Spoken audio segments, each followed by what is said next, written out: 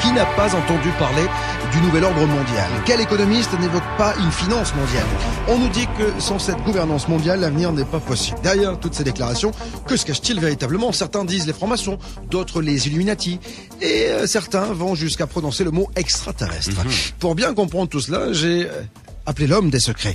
Je dirais même du top secret. Rock Zucker. Salut Rock. Oui, bonjour Bob. Comment ça va? Ça va bien. Bon, impeccable. Ravi de t'accueillir une nouvelle fois, Rock. On va évoquer bien sûr ce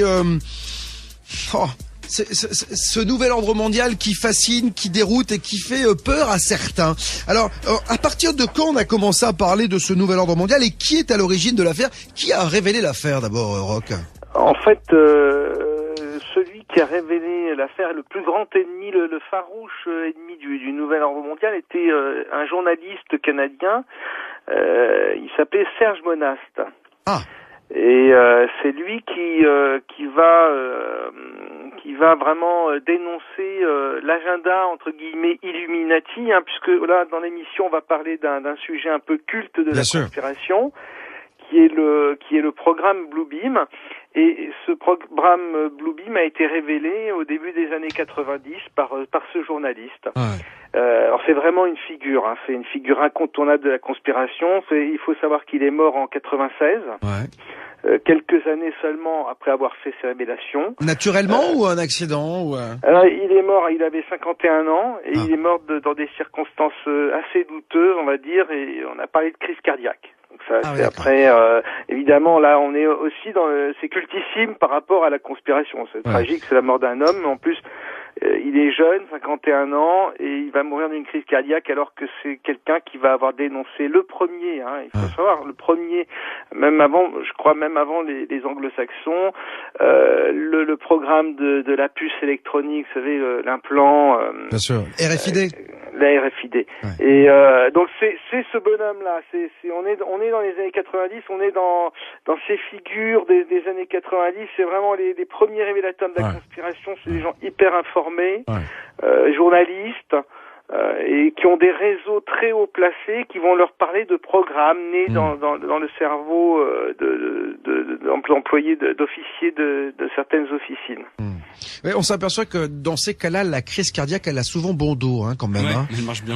C'est vrai qu'il y a quelques cas comme ça de personnes qui ont un peu trop parlé, et soit c'est la crise cardiaque, soit c'est le cancer dans les 2 ans. Ouais, bien sûr. C'est alors, classique. On parle de nouvel ordre mondial. On va écouter. J'ai sorti pas mal de déclarations d'hommes politiques concernant ce nouvel ordre mondial, parce que je me suis aperçu que c'est vrai qu'à partir des années 90, on commence à évoquer de plus en plus ce nouvel ordre mondial. On voit des gens aux 4 coins de la planète évoquer ce nouvel ordre mondial. Et puis, côté français, bien sûr, on n'est pas en reste, avec notamment, Nicolas Sarkozy en 2008. C'est le 23 octobre, il est en meeting, et écoutez ce qu'il dit. Cette crise marquera sans doute pour l'histoire le commencement véritable du XXIe siècle. Le moment où tout le monde aura compris qu'il était temps de changer, temps de donner un nouveau visage à la mondialisation, temps de construire un nouvel ordre mondial, politique, économique, social, assis sur de nouveaux principes et de nouvelles règles. Alors quand on entend ça, moi je suis spectateur de ce meeting, bon j'y étais pas, mais en tout cas je me dis tiens, le mec se dit que on ne peut pas aller contre la mondialisation, il va falloir que l'on se serre les coudes. On se dit au début tiens, c'est pas mal finalement, il va falloir faire tomber les frontières, les dogmes, etc. Puis on va avancer. Et puis c'est beaucoup plus machiavélique que ça.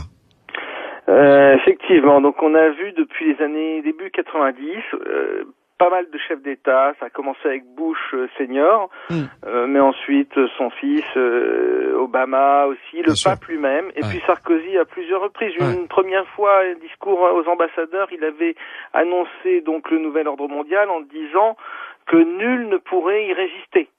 Et je peux vous dire une troisième chose. On ira ensemble vers ce nouvel ordre mondial. Et personne, je dis bien, personne ne pourra s'y opposer. Ne pourra résister au nouvel ordre mondial. C'est un peu comme un code, comme une marque du plan Illuminati, une signature subliminale. C'est comme ça que, en tout cas, le conçoivent les conspirationnistes. Et Serge Monast qui a été le premier à révéler tout ça.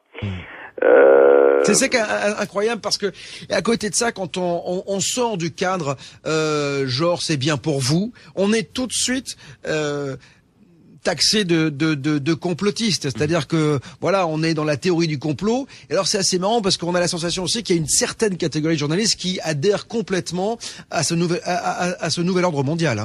Bien sûr. Alors en plus, le terme complotiste, c'est un nouveau terme qu'ils ont inventé, parce que normalement c'est conspirationniste à la base, mais c'est une façon encore plus de réduire encore plus les gens qui se posent des questions, si vous voulez, sont des complotistes. C'est vraiment le niveau encore en dessous du dessous. Mais pour rebondir sur ce que tu disais tout à l'heure, effectivement, ça pourrait, quand on entend la première fois le mot nouvel ordre mondial, on se dit bon, peut-être une fraternité mondiale. On n'est pas du tout dans ce registre-là. En fait, il s'agit d'une dictature mondiale implacable qui se sert de la technologie, c'est-à-dire que il faut imaginer un dictateur comme on en a toujours connu dans l'histoire humaine, mais qui bénéficierait des technologies les plus abouties, les plus en avance. Aujourd'hui, ça voudrait dire que c'est un monde aseptisé qui serait créé en très peu de temps, avec une humanité réduite à l'état de robot qui perdrait définitivement son libre arbitre. C'est-à-dire que c'est 1984 d'Orwell, avec un mélange de monde parfait. Oui, c'est Big Brother, quoi. C'est tout simplement ça, quoi. Voilà, c'est ça. Et donc là, on n'est plus du tout. Enfin, il y a plus grand-chose de bon à attendre de ce genre de nouvel ordre mondial, si tu veux mon avis. Et alors, on n'est pas dans le monde, dans le nouvel ordre mondial des bisounours. Ouais, c'est ça. Et pour ça, il faudra repasser, quoi. Alors ce soir, jusqu'à 23h avec Rock Soccer du magazine Top Secret, nous parlons du Bluebeam Project, parce qu'on va le détailler, ce projet, ce nouvel ordre mondial. Celui qui a révélé cette affaire, Rock, tu le disais, c'est Serge Monast, donc ce Canadien. Il a défini ce projet en plusieurs phases, lui. Absolument. Donc le projet Bluebeam, donc son objectif, c'est d'aider à l'instauration d'une nouvel ordre mondial, et pour ça, le nouvel ordre mondial dont on parlait il y a 5 minutes, il va avoir besoin d'une philosophie commune à tous les peuples. Et en fait, de philosophie sera une religion, parce que on connaît rien de tel pour tenir les masses qu'un bon culte religieux. Et ça marche comme ça depuis des millénaires, il n'y a pas de raison de changer de méthode. C'est pas prêt de s'arrêter. Voilà. Et l'instauration de cette religion nouvelle, c'est le secret, c'est l'articulation principale du contrôle mondial. Sans ça, il n'y a pas de nouvel ordre mondial possible. Et donc, pour imposer cette religion, la méthode, c'est l'opération Bluebeam.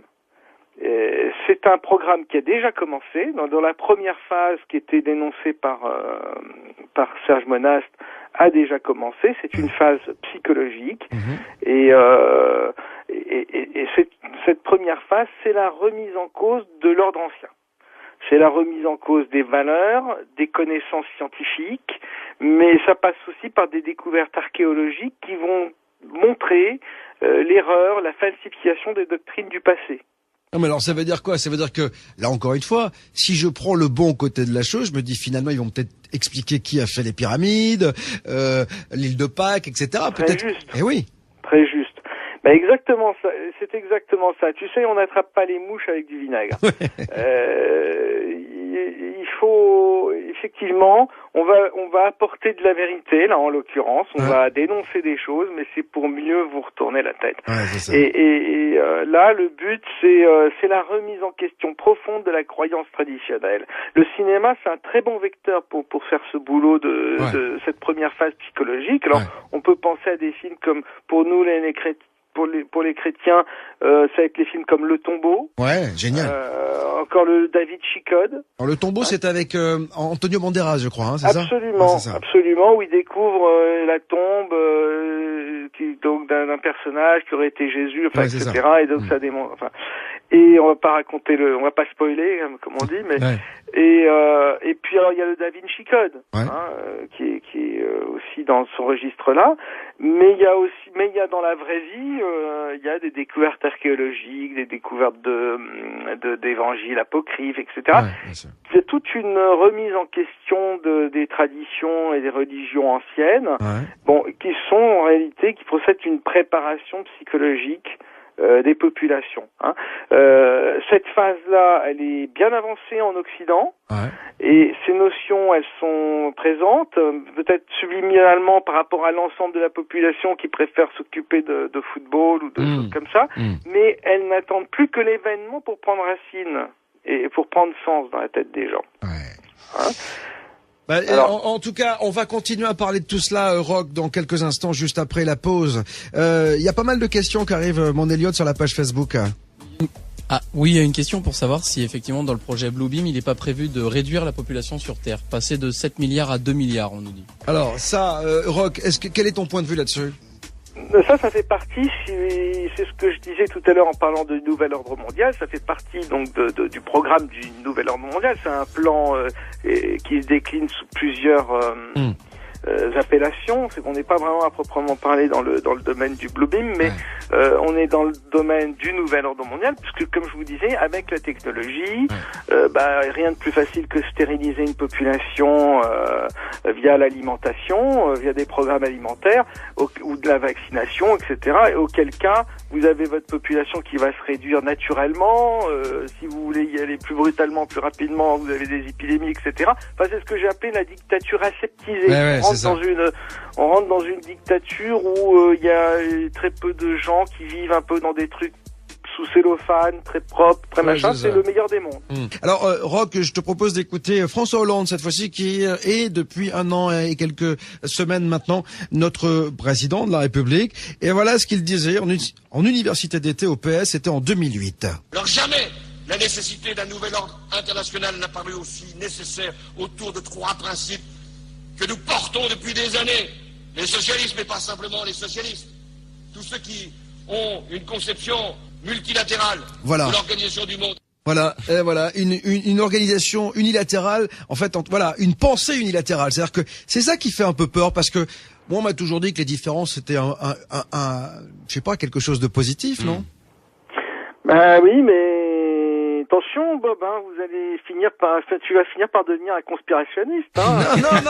Non, moi j'observe, hein, moi je sais, j'expose et les gens disposent, tu le sais bien, mais je sais, mais je suis exactement dans cette démarche. Mais oui, c'est ce que moi je fais ce constat-là tous les jours. C'est vrai que il y a vraiment deux discours, quoi. Il y a ce qu'on observe dans la réalité, et c'est la direction que prend le monde. On se rend compte que l'Union européenne, si on analyse son fonctionnement, ça ressemble, et on en parle d'ailleurs dans Top Secret.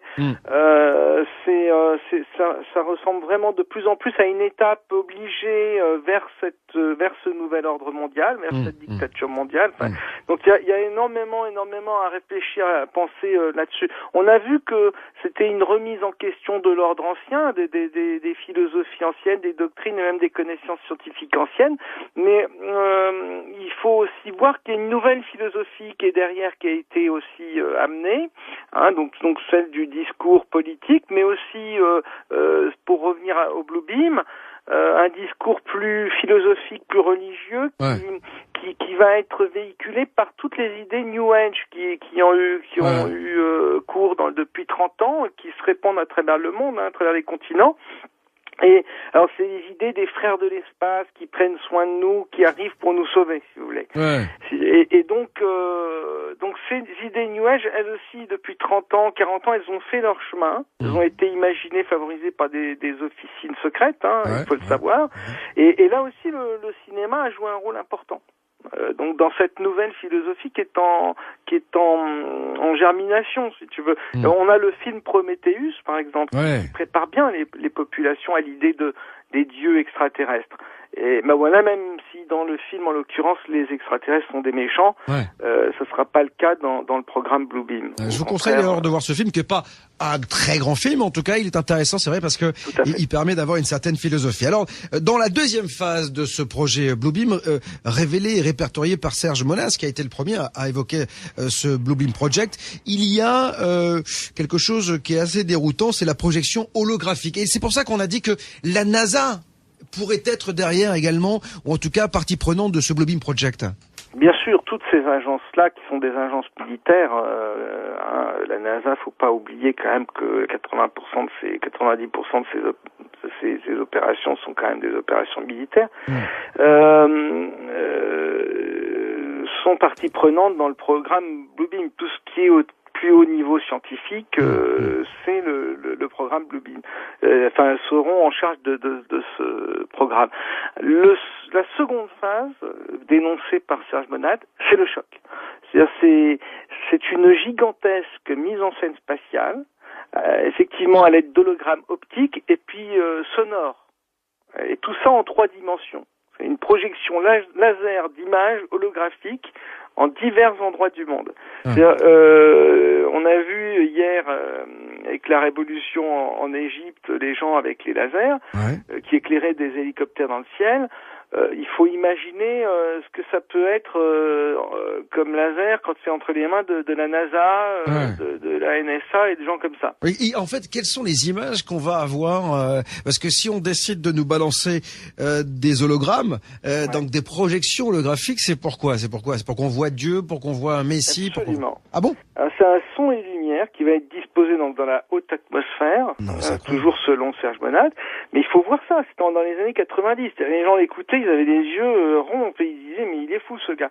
Et donc visible depuis le sol à des centaines de kilomètres à la ronde, puisque c'est dans la haute atmosphère, vous avez l'écran qui est très très haut, tout le monde voit ça, personne ne peut manquer le spectacle. Et qu'est-ce qu'on va voir? On va recevoir, chacun en fonction de son pays et de ses croyances, va recevoir une image en accord avec la foi dominante de son pays. Et oui, mais alors moi, il y a un truc. Je vois qu'aujourd'hui encore, il y a quand même des tensions dans le monde. Est-ce que toutes ces tensions vont disparaître? Est-ce que ça voudrait dire que déjà derrière toutes ces tensions, c'est un peu un leurre et que de toute façon, quoi qu'il en soit, il y a des réunions sous le manteau dans lesquelles on fomente déjà l'avènement de ce nouvel ordre mondial? On sait bien que, enfin, là, je n'ai pas les réponses par rapport à ça, mais on sait bien qu'une des grandes théories par rapport à la conspiration, c'est qu'il faut créer des crises pour pouvoir apporter des solutions. C'est le système action-réaction. Ah ouais, d'accord. Et donc, forcément, on peut supposer que certaines crises soient en fait provoquées artificiellement pour pouvoir apporter la solution qui convient et qui est dans l'intérêt de cette élite mondialiste. Alors là, on est vraiment dans la théorie du complot, c'est-à-dire qu'on fait, on rend malade le monde pour lui trouver en fait le médicament. Ça peut fonctionner comme ça. Peut-être que dans la vie, on peut se comporter aussi comme ça au quotidien sans même s'en rendre compte. Après, vous savez, il y a des gens, c'est leur travail d'imaginer toutes sortes de choses. Et tu penses qu'on sera psychologiquement, toi tu dis que le cinéma aujourd'hui est en train justement de nous envoyer un peu comme quand on parle d'extraterrestres, des infos pour nous mettre dans un état de réceptivité optimum?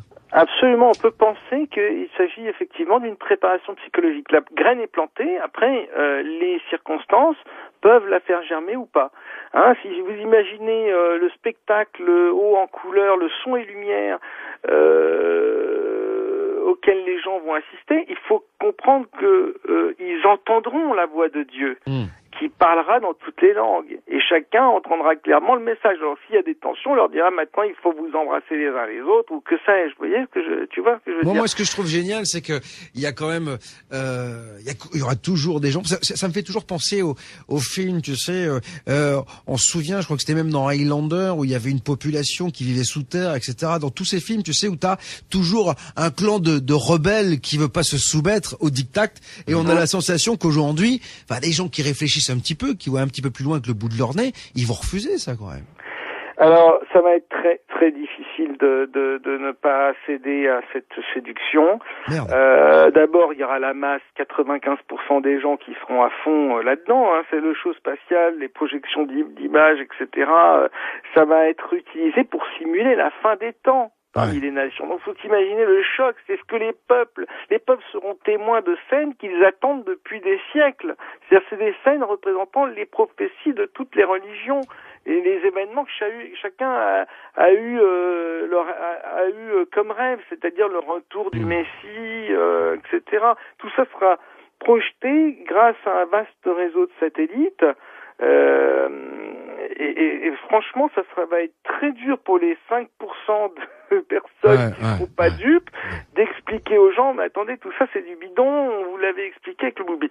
Si jamais ça arrive, parce que la révélation ultime de l'affaire du Blue Beam, si ce programme-là a vraiment lieu et vraiment déclenché un jour, c'est que Dieu et les anges sont en réalité des entités extraterrestres qui ont favorisé l'évolution de l'humanité depuis le commencement des temps et qui ont guidé l'homme depuis la fondation des premières civilisations et la création des premiers cultes religieux.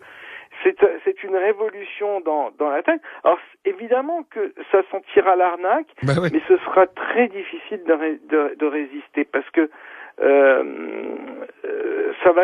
ils vont pas faire ça n'importe quand.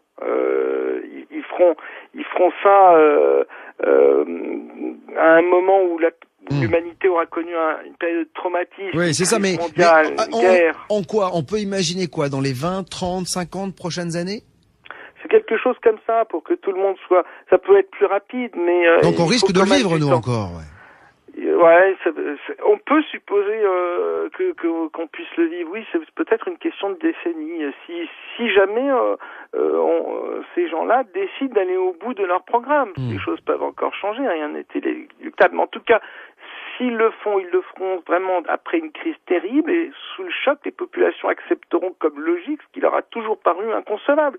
Et puis après les gens déchanteront, mais dans un premier temps, ils prendront la main qui leur est tendue. Et pour t'expliquer à quel point ce sera difficile, c'est qu'il y a le 3e Effective School, il y a le 3e, la 3e phase de ce programme là, qui est le coup de grâce, c'est que les gens entendront des voix à l'intérieur de leur conscience, c'est-à-dire qu'ils auront l'impression que Dieu leur parle directement dans la tête. Oula. Cette technologie, le pire, c'est qu'elle est peu connue, mais elle existe depuis longtemps. C'est-à-dire qu'en fait, c'est comme s'il y avait une machine qui nous envoyait des messages télépathiques. Voilà, c'est l'ultime machine à miracle. Les systèmes d'émission, de réception et les ondes ELF, VLF et ELF peuvent atteindre chaque personne à l'intérieur de sa conscience. Et donc la personne qui sera touchée par ce phénomène sera persuadée que c'est son propre Dieu qui lui parle et qui lui donne des ordres depuis les profondeurs de son âme. Va-t'en toi après lui dire, mais non, tu sais, c'est Bluebeam, c'est une connerie. Ouais, c'est ça. C'est flippant. C'était la caméra cachée. Et alors, tu peux faire entendre, comprendre des messages par audiogramme à pulsion micro-ondes auditives directement envoyées dans le cerveau. Tout ça, c'est scientifique, ça existe, ces expériences datent des années 70. Alors, ça paraissait en 70 de la science-fiction, mais aujourd'hui, ça ressemble encore à de la science-fiction. Et pourtant, ces technologies qui sont peu connues sont entrées dans le domaine public. C'est-à-dire qu'on s'en sert même de façon ludique. C'est fun, c'est rigolo. Il y a des opérations publicitaires, commerciales, où t'as des passants qui passent sur le trottoir, ils sont tout un groupe, et la pub choisit un secteur de 30 cm si tu veux, sur le trottoir, et il y a que la personne qui passe à cet endroit-là qui va entendre le message publicitaire. Pendant tous ses voisins, les autres qui sont à 1 mètre de lui, n'entendront rien. Et le type entend ça à l'intérieur de sa tête. Hundreds of people in the valley say they are hearing voices in their heads. And those voices are being transmitted by microwave or other methods. Well, several viewers asked us to investigate what they call electronic harassment. KMIR6's Angela Monroe joins us now with what she's discovered. Angela. Electronic harassment, synthetic telepathy, voice-to-skull technology. Chances are you haven't heard of these terms. But after searching the internet, I found dozens of websites dedicated to the phenomenon and several Valley residents who say they're victims.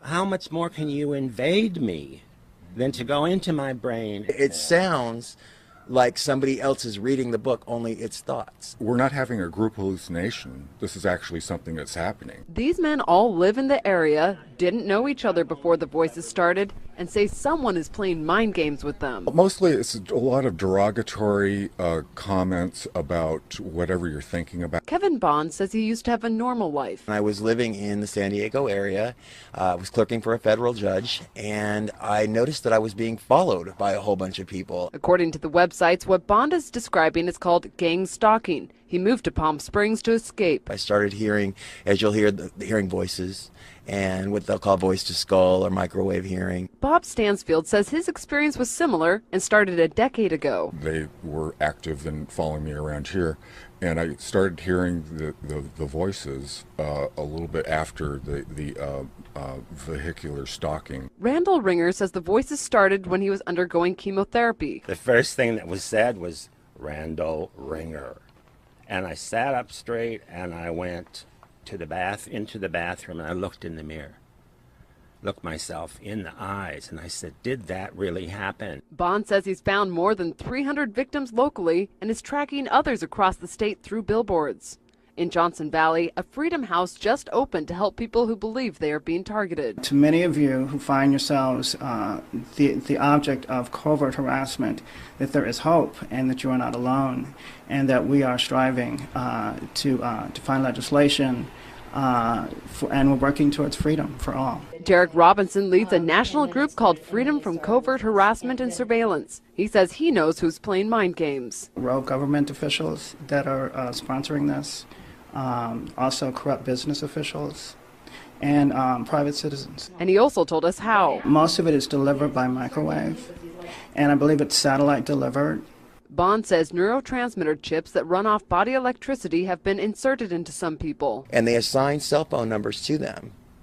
The cell phone numbers are then run through a computer, and a computer translates your thoughts. This crime has been available to the military for 60 years. Donc, ça c'est des coups de pub qui ont été faits aux États-Unis, qui montrent bien que cette technologie, elle exige, je n'invente rien, et Menace n'inventait rien. Et puis lui, et puis d'autres scientifiques, il y a même un prix Nobel, Baker, qui a parlé de ça dans un livre des années 70. Mais vous imaginez la possibilité qu'offre ce genre de technologie en termes de simulation de miracles. C'est terrifiant. T'imagines, Bob, le nombre de Jeanne d'Arc qu'il va y avoir demain? Ah, bien sûr. Pour le coup.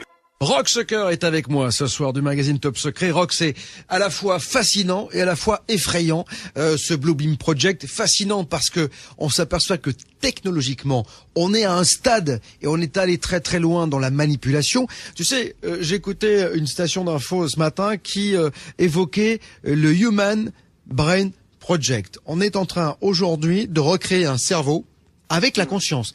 Tu sais qu'on a les imprimantes 3D aujourd'hui. Ouais. Et donc, on est en train de recréer un cerveau avec de la conscience. Ça veut dire que demain, on risque d'avoir un robot avec un vrai cerveau et qui va nous parler.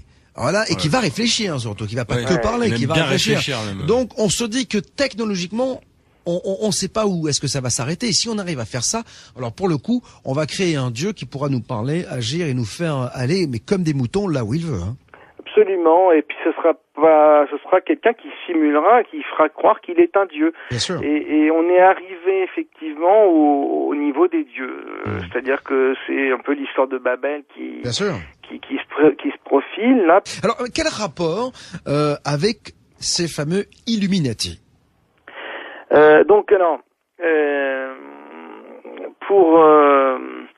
Pour terminer avec l'histoire de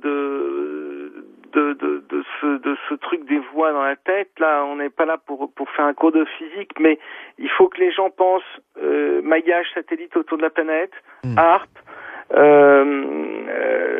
modification du champ magnétique, et donc de la chimie du corps humain. Et tout ça va faire que le jour où s'est déclenché cette affaire-là, vous avez le corps la chimie du corps humain qui est modifiée, donc l'état de conscience des personnes qui est modifié.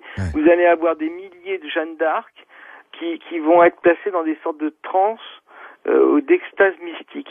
Et là, ça va être très chaud pour tout le monde. Donc là, vous rentrerez vraiment dans un monde nouveau et qui va s'appeler le nouvel ordre mondial, qui est le rêve des Illuminati. Oh, c'est incroyable. T'imagines si j'avais la possibilité de dire à chacun de mes auditeurs, écoute-moi ce soir. Chacun des citoyens français, mais dans le monde, écoutez-moi. Pas vous dire toute la vérité. Non, on en rigole, mais c'est vrai que c'est effrayant parce que on sait toujours comment certaines personnes après peuvent utiliser ces technologies et ça fait très très peur. Donc les Illuminati, on a parlé également des Anunnaki, c'est-à-dire que les extraterrestres qui seraient derrière tout cela.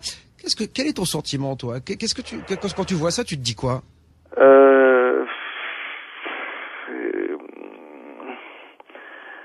Moi, je n'ai que des questions.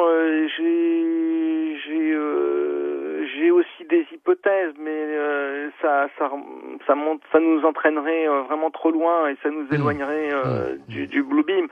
Les Illuminati, on va dire que c'est un terme générique qui veut dire que ce sont des gens qui tirent les ficelles parce qu'ils en ont le pouvoir, parce qu'ils ont le pouvoir, les moyens, et puis le background. Alors on pourrait imaginer que ce sont effectivement des gens qui ont reçu le pouvoir. Si on se réfère au texte ancien, au texte sacré, etc., parce que ils sont de la lignée des extraterrestres, des fameux extraterrestres ou des fameux dieux ou faux dieux qui ont influencé l'histoire des hommes. Et puis je crois qu'il faut vraiment que les gens comprennent, c'est que on devrait tous se poser des questions. Ça fait partie du boulot. On est là pour essayer de chercher une vérité et de rester ouvert et tolérant et puis surtout toujours responsable de nos vies et de notre propre bonheur et que ce soit pas quelqu'un qui essaye là de la diriger, quoi. Donc tout simplement. Oui, et de nous dire ce sur quoi on a le droit de réfléchir et puis ce qu'il faut laisser tomber. Je crois qu'il faut être fort de ce côté-là et décider de soi-même, de savoir quelles sont les questions qu'on a envie de creuser. Pour en revenir au Bluebeam, moi je ne sais pas s'il faut y croire. C'est à chacun aussi de se faire son idée. Mais en tout cas, s'il y a vraiment une volonté d'instaurer de nouvel ordre mondial, ça passera forcément par une religion commune. Parce que la religion, c'est vraiment fondamentalement ce qui divise l'humanité. Et il y a même à l'intérieur même des religions, il y a encore des divisions, etc. Bon, le Bluebeam, c'est le programme pour instaurer cette nouvelle religion. On va continuer à en parler, si tu le veux bien, Roch, juste après la pause de ce Bluebeam Project. On verra également que on va parler de déstabilisation et de fanatisation, peut-être avec l'antéchrist, parce que peut-être qu'il va falloir créer, bien sûr, une religion commune. Mais est-ce que c'est pas le mal qui va reprendre, qui va nous être proposé, ou en tout cas celui qui est caché en embuscade? Vous avez frappé à la bonne porte si vous pensez que l'on nous ment, que l'on nous cache des choses. Ici, j'expose toute la vérité entre 21h et minuit. Et tout à l'heure, du côté de 23h, nous aurons Yannick Lecam pour évoquer, quelque chose d'assez incroyable, le conscient et le subconscient. Et voilà, il s'en passe des choses dans notre tête. Vous verrez tout cela dans quelques instants. Et puis, en dehors de notre tête, en tout cas, notre tête intéresse beaucoup de monde, et notamment ceux qui sont derrière le Bluebeam Project, puisqu'il semblerait que, avec les nouvelles technologies, on puisse influencer nos vies grâce à des messages subliminaux que l'on percevrait. En tout cas, on parle de tout cela avec Rock Soccer ce soir, du magazine Top Secret, le Bluebeam Project, qui a été pour la première fois révélé par Serge Monas, donc un journaliste canadien. Je disais, Rock, juste avant la pause, que on va évoquer bien sûr cette religion commune. Déjà, il va falloir que chacun accepte qu'il n'y ait plus qu'une seule religion. Donc, quel est le travail qui va être fait pour que les gens acceptent tout cela, quand même? C'est quand même assez dingue. Et on a l'antéchrist, parce que ça, c'est quelque chose qui revient énormément quand on évoque le Bluebeam Project. C'est ça qui est amusant, entre guillemets, dans cette histoire de Bluebeam Project et puis de nouvel ordre mondial, c'est qu'en réalité, donc cette dictature aseptisée avec réduction de population, etc., si elle devait avoir lieu, ressemblerait en tout point à ce que nous ont décrit les textes sacrés, les textes traditionnels, les prophéties qui annoncent l'arrivée d'un antéchrist qui prend le pouvoir intégral sur la planète et qui fait basculer l'humanité dans des heures sombres, dans une ère très sombre de dictature mondiale. Alors c'est ça qui est complètement fou, qui est complètement étonnant dans ce à quoi on assiste aujourd'hui, cette course au mondialisme, etc., où on se dit effectivement, on n'a jamais dans l'histoire échappé à des dictateurs qui arrivaient à un moment ou à un autre. Si demain on a un nouveau Hitler qui arrive, ça va être très chaud parce qu'il aura tous les moyens technologiques pour ne jamais perdre le pouvoir derrière, quoi. Oui, parce que le grand danger, il est là finalement. C'est-à-dire qu'on a eu toujours des dictateurs, mais qui avaient des gens qui se battaient contre lui. Mais là, si on se dit que tous les gens qui sont les plus grands de ce monde vont se mettre d'accord pour finalement diriger la planète, c'est-à-dire qu'ils vont être une dizaine ou une quinzaine à diriger le monde, ça va être l'horreur. C'est-à-dire qu'ils vont avoir les moyens technologiques et les moyens financiers. Ce sera peut-être pas les chefs d'État actuels. Non, mais ça peut... C'est un nouvel ordre mondial, donc de nouvelles personnes. Ceux qu'on a connus seront été les chevilles ouvrières qui auront été amenées à aboutir au nouvel ordre mondial. Ensuite, on rentre avec le Bluebeam, et là, je peux t'assurer que on rentre complètement dans un autre paradigme avec d'autres personnes. Simplement, en parallèle à ça, Serge Monast expliquait que il y avait le programme d'implantation de la RFID.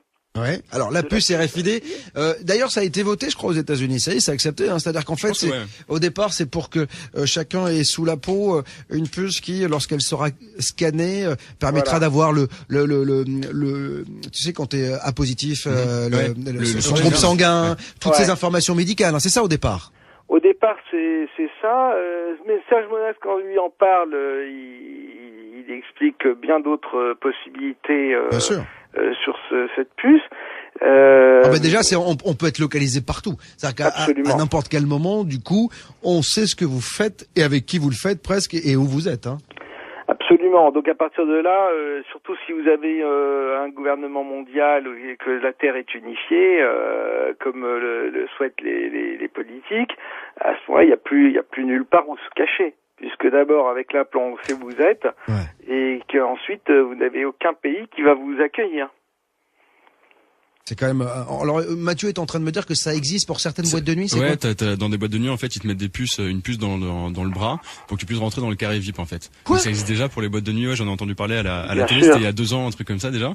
Et c'est assez flippant. Tu passes ton bras comme ça devant un lecteur et c'est bon, tu peux rentrer. Bien dans sûr, le carré les gens se font implanter pour ce genre de choses. Bon, on a commencé ça avec les animaux domestiques. Hein, vous savez. Plusieurs sociétés privées, dont Aéroports de Paris, ont déjà distribué ce type de badge à leurs employés. Comment éviter le piratage des données personnelles? Les défenseurs des libertés individuelles crient à l'imprudence et à l'intrusion dans la vie privée. La nouvelle carte sera officialisée en juin prochain. Elle sera obligatoire et payante. Oui, les moyens d'identification et de contrôle électronique sont de plus en plus précis et suscitent beaucoup de questions. Voici un exemple un peu extrême, mais qui pourrait faire école. En Espagne, pour fidéliser leurs clients, certains établissements leur proposent de se faire greffer une puce directement sous la peau. Reportage Jacques Cardos, Thierry Breton. Attention, cet homme est porteur d'une puce électronique. Implantée dans le bras, elle lui permet d'avoir accès au carré VIP. Comme un produit de supermarché, les clients sont barcodés et la puce contient leur crédit consommation. Ainsi, dans cette boîte de Barcelone, il y a ceux un peu vieux jeux qui dansent encore avec un porte-monnaie et ceux qui n'en ont plus besoin. Légalisée depuis 1 an, cette greffe est même proposée à l'intérieur de la boîte contre 125 €. L'opération ne dure qu'une vingtaine de minutes. D'abord une petite anesthésie locale, ensuite la puce est greffée sous la peau et reliée à un compte personnel, un peu comme un compte bancaire. Je ne sais pas pourquoi j'ai voulu faire ça. En fait, c'est peut-être parce que tout le monde l'a. Et puis, c'est pour savoir comment c'est. C'est juste pour ça. Cette puce qui vient des États-Unis a obtenu un droit de commercialisation à condition de ne pas détenir d'informations médicales. Facile à implanter, n'importe qui peut donc s'improviser infirmière de boîte de nuit. C'est plus facile que de faire un piercing. Et ceux qui font ça n'ont pas spécialement d'autorisation. Et de toute façon, je me sens capable de réagir en cas de problème. Une centaine de consommateurs a déjà opté pour l'identification électronique. Un seul petit problème, pour se faire retirer la puce, il faut subir une intervention chirurgicale. C'est le même principe que pour les femmes qui se font implanter une pilule contraceptive. Au bout d'1 an ou 2, il faut bien l'enlever pour en faire poser une autre. Reste le problème du pistage éventuel des clients, car la puce permet aussi de suivre un individu par satellite, ce qu'aucune législation n'interdit en Europe.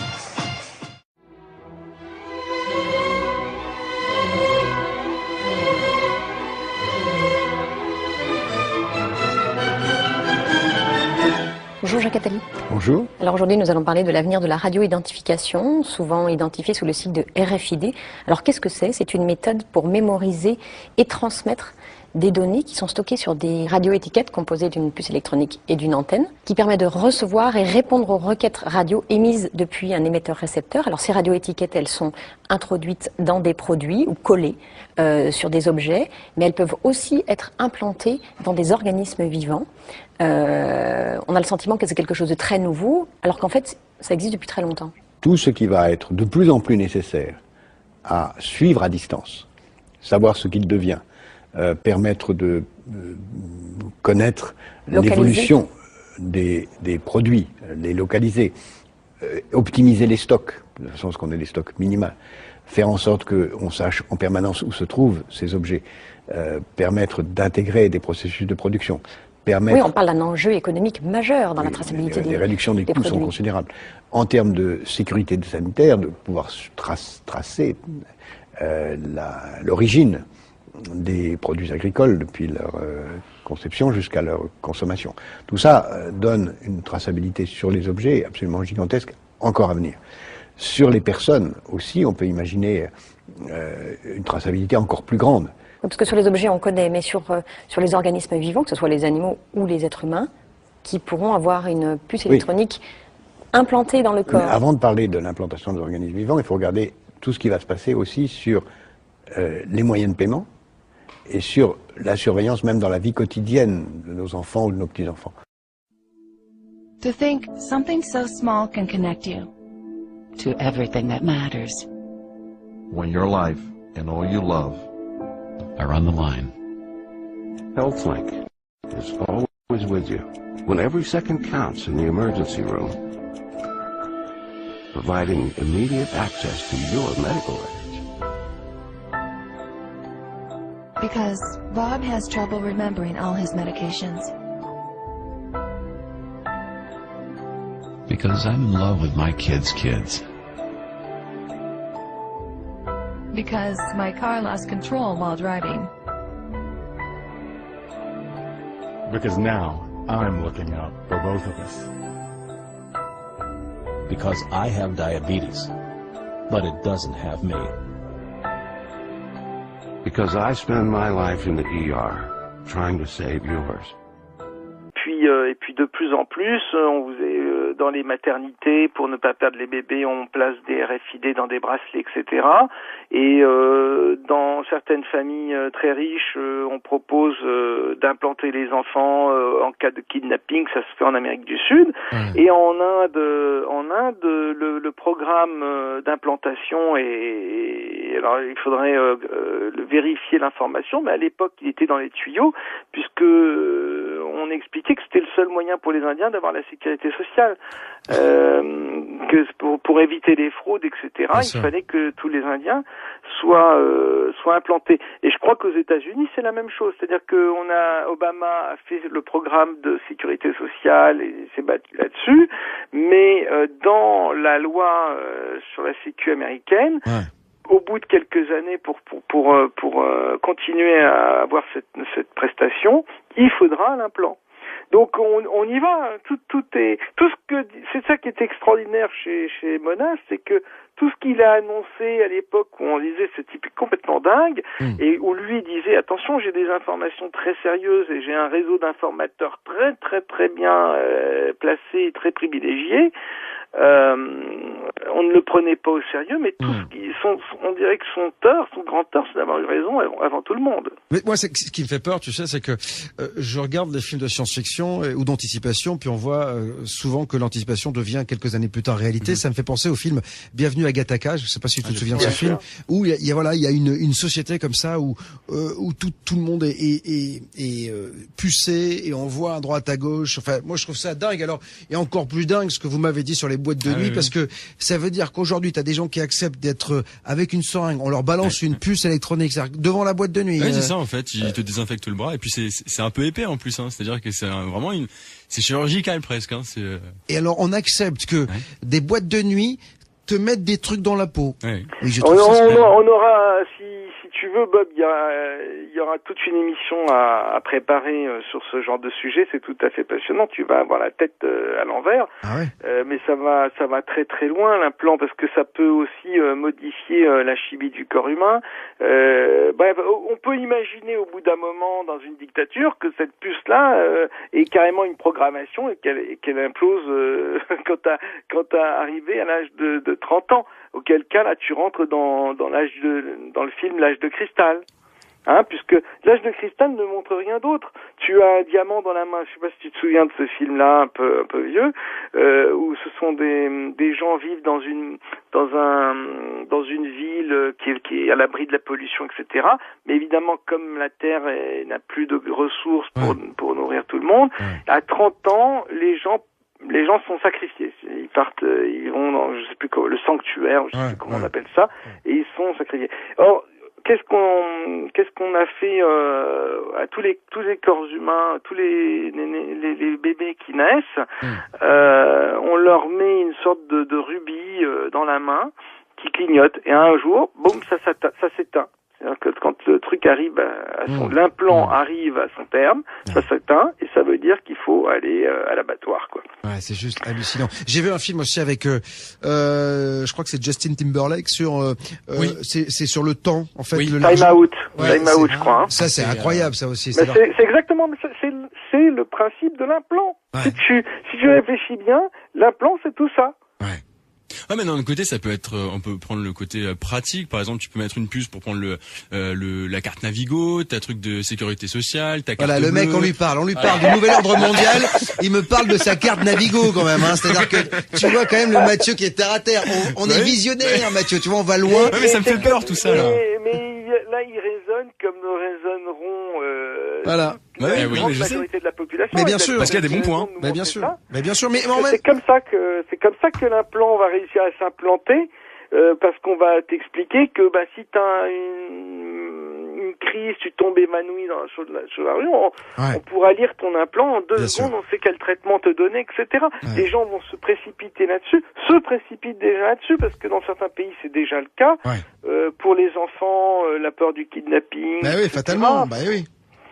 Et le problème, Mathieu, c'est que le jour où tu as un dictateur qui a pas froid aux yeux, qui est décidé à tout pour instaurer son pouvoir et la dictature mondiale, ce jour-là, l'implant, il servira pas seulement pour pouvoir passer l'autoroute, le péage. T'imagines les informations qu'on peut t'envoyer dans ton implant. Ouais, non, mais il faut juste être au courant que de toute façon, il y a déjà toutes les informations sur Facebook, dans ton portefeuille, il y a déjà tout. C'est-à-dire mais alors déjà, là, Mathieu, déjà, on est complètement surveillé. C'est-à-dire que tu es fiché.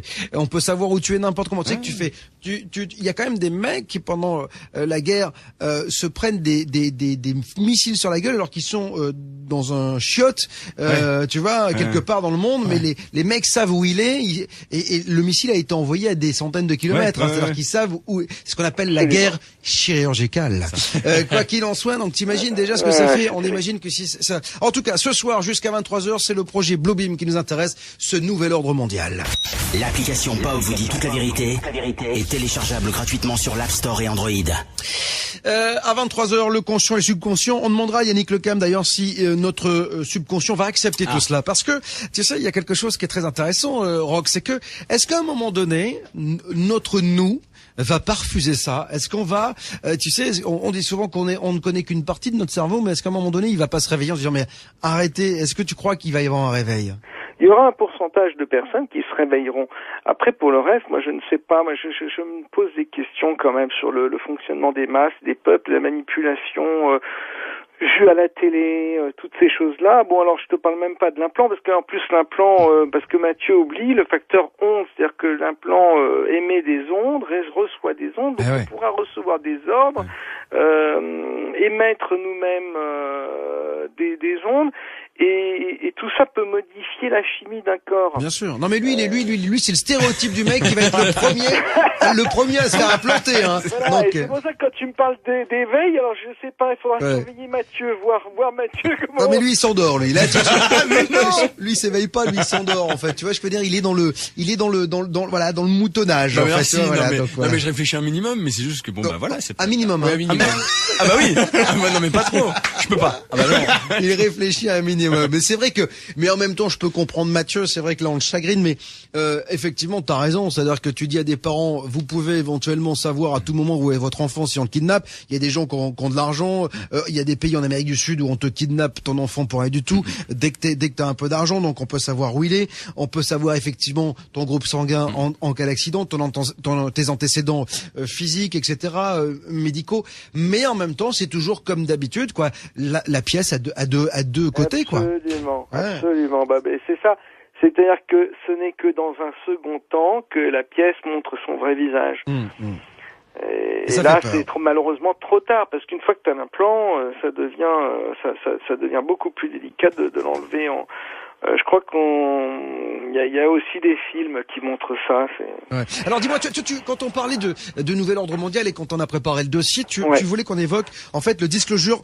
Oui. Parce que le Disclosure Project, c'est quelque chose qui s'est tenu en avril, début mai. Voilà. On avait fait une émission ici. Toi, tu dis qu'il y a quelque chose qui est en rapport avec ce nouvel ordre mondial. Bah voilà, exactement. C'est-à-dire que en fin avril, début mai, il y a eu l'audience citoyenne de la divulgation. C'était une grosse assemblée organisée par Stephen Bassett, genre à la manière américaine, si tu veux, genre congrès américain. Il y avait des hommes politiques, des scientifiques, militaires, services secrets, tout ce monde-là.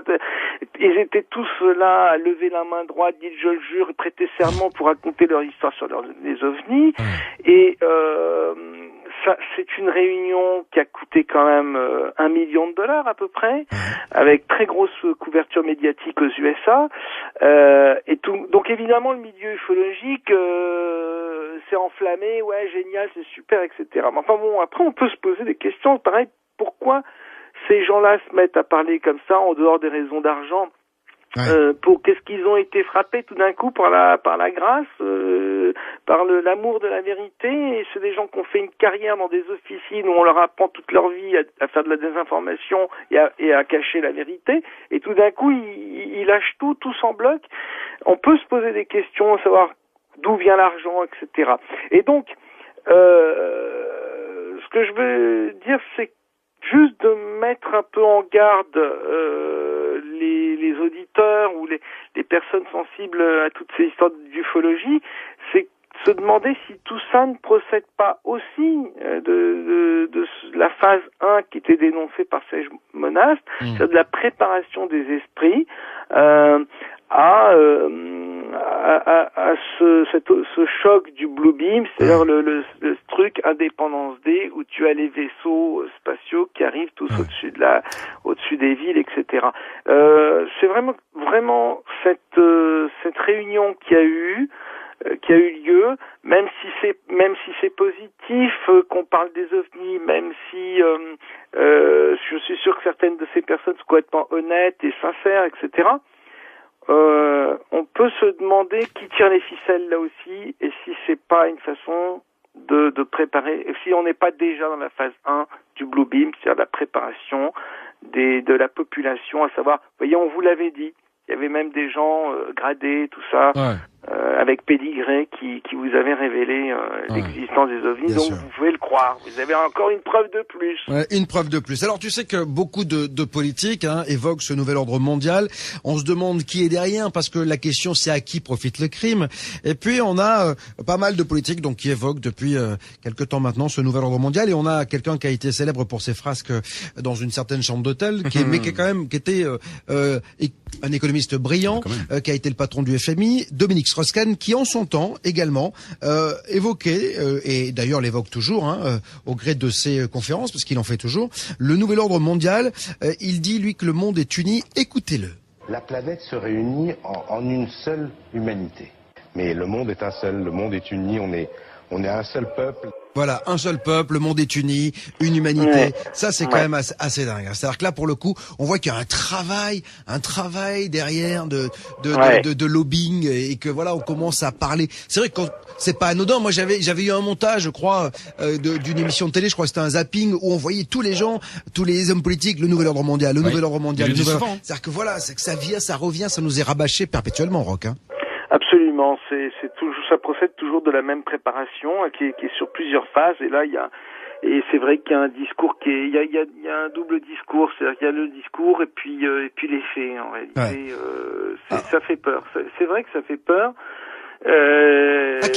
À qui va profiter le crime? Est-ce que tu disais tout à l'heure que c'était pas forcément les hommes politiques. Est-ce que ce sont les banques, les financiers, là? Parce que, à un moment donné, si on fait ça, c'est qu'il faut qu'on récupère de l'argent, parce que sinon ça n'a aucun intérêt. Bob, ça engagerait quasiment une nouvelle émission. Je t'assure, c'est à qui profite le crime. C'est-à-dire comment ça peut fonctionner, qui tire les ficelles réellement. Effectivement, là, ça nous ramène aux dieux, aux faux dieux, à l'histoire des civilisations. Parce que peut-être que tout ça n'est qu'une boucle temporelle qui se joue tout le temps. On nous a raconté le déluge, on nous a raconté, etc. Il y a peut-être un moment, un Matrix Reload qui nous attend, c'est-à-dire une remise à jour. Le nouvel ordre mondial, c'est peut-être un départ à zéro où on remet les pendules à l'heure, on repart avec une humanité nouvelle, et là ça rejoint après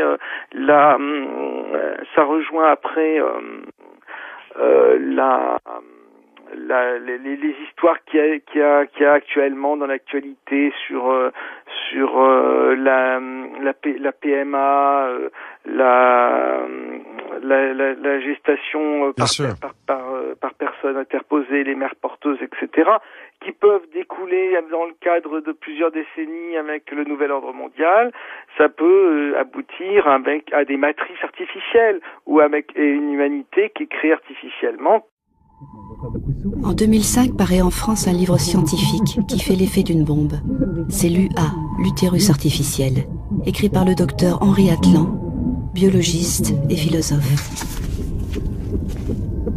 Après la pilule contraceptive, l'insémination artificielle, la fécondation in vitro, une prochaine étape sera l'ectogenèse. c'est-à-dire l'utérus artificiel. C'est-à-dire la possibilité de faire se développer un bébé depuis la fécondation jusqu'à la naissance en dehors du corps d'une femme. On transgressait quelque chose.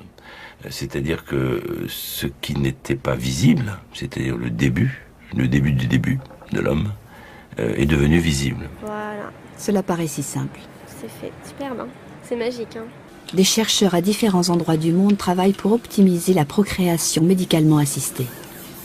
À l'autre bout de la chaîne, ils espèrent augmenter toujours plus la survie sans séquelles des grands prématurés. Recherche sur le placenta artificiel. Étude pour un liquide amniotique de synthèse. C'est un peu comme si plusieurs personnes creusaient un tunnel de différents côtés d'une montagne. S'ils arrivaient à se rejoindre au même endroit, la jonction sera faite. L'utérus artificiel existera.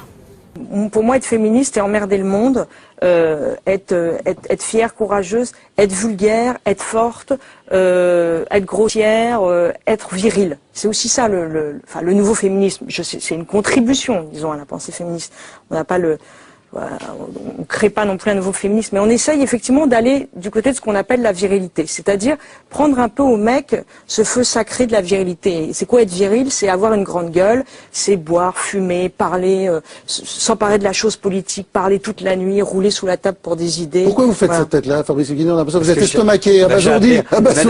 Vous allez prendre le peu qui leur reste, hein, parce qu'ils sont tellement, il reste plus rien, mon chéri, je t'assure, ils sont en fin de piste, hein, vous verrez. Nous, on n'est pas du tout dans un combat contre les mecs et dans une haine des mecs. On est un peu, justement, ce que dit aussi Virginie Despentes dans son livre, c'est tous ensemble, c'est-à-dire justement cette virilité-là, partageons-la tous ensemble, les hommes et les femmes, voilà, que les mecs se féminisent, que les femmes se virilisent, faisons un petit peu circuler, et aussi faisons circuler le ventre et la tête, puisque vous vous dites, voilà, les femmes sont merveilleuses parce qu'elles sont du côté du ventre, elles enfantent, etc. Puis les hommes, c'est le cerveau.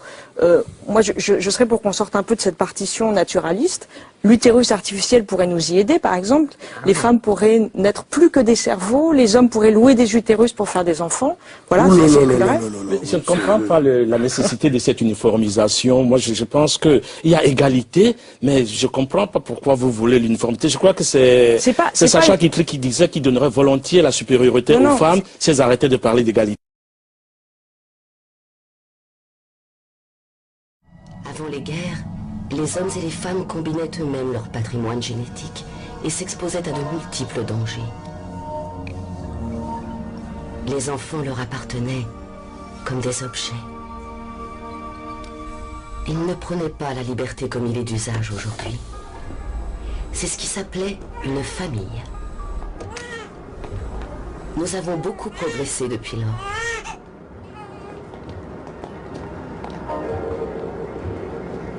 Aujourd'hui, nous n'avons pas de crime, pas de maladie, pas de guerre, pas de vieillesse, pas de souffrance. Nous sommes génétiquement programmés pour occuper la place dans la société qui nous a été attribuée. Et tout le monde est heureux. Très bien, c'est du bon travail. Je ne comprends pas. Comment est-ce que les enfants étaient décantés dans l'ancien temps? Les enfants n'étaient pas décantés, ils naissaient. L'homme et la femme pratiquaient le sexe, la femme tombait enceinte et ensuite elle accouchait. Comme les animaux? Je sais que c'est difficile à croire. C'était une expérience très douloureuse, dangereuse et extrêmement dégradante. Alors ils avaient peur d'avoir des activités sexuelles? Quelquefois, oui. Quand un homme et une femme voulaient avoir des bébés, ils étaient obligés de se marier. Et l'activité sexuelle n'était tolérée qu'entre ces deux personnes. Pendant combien de temps? Toute leur vie. Vous voulez dire que c'était des pères et des mères? Il n'est pas nécessaire d'utiliser un langage ordurier. L'ancien système encourageait les comportements négatifs. L'envie, la traîtrise, la propriété. Les enfants étaient élevés dans de très mauvaises conditions et ils n'avaient pas de soma pour atténuer leur douleur. La vie était très différente avant les guerres. Il a fallu que le monde soit unifié par un gouvernement rationnel et scientifiquement éclairé pour que nous puissions entrer dans l'ère du progrès. Aujourd'hui, nous vivons dans le luxe, l'harmonie et la sécurité. Y a-t-il jamais eu une époque plus agréable à vivre? Non. Le monde remercie. Sora.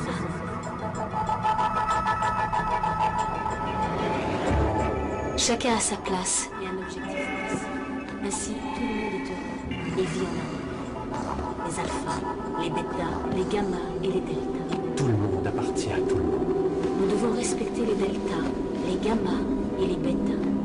Nous sommes tous utiles, et je suis fier d'être un alpha. J'aurais détesté être aussi ennuyeux qu'un delta. suivre des ordres comme un gamma, ou surveiller comme un bêta.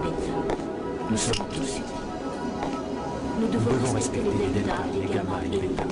Nous sommes tous unis. Je suis fier d'être alpha. Chacun a sa place et un objectif précis.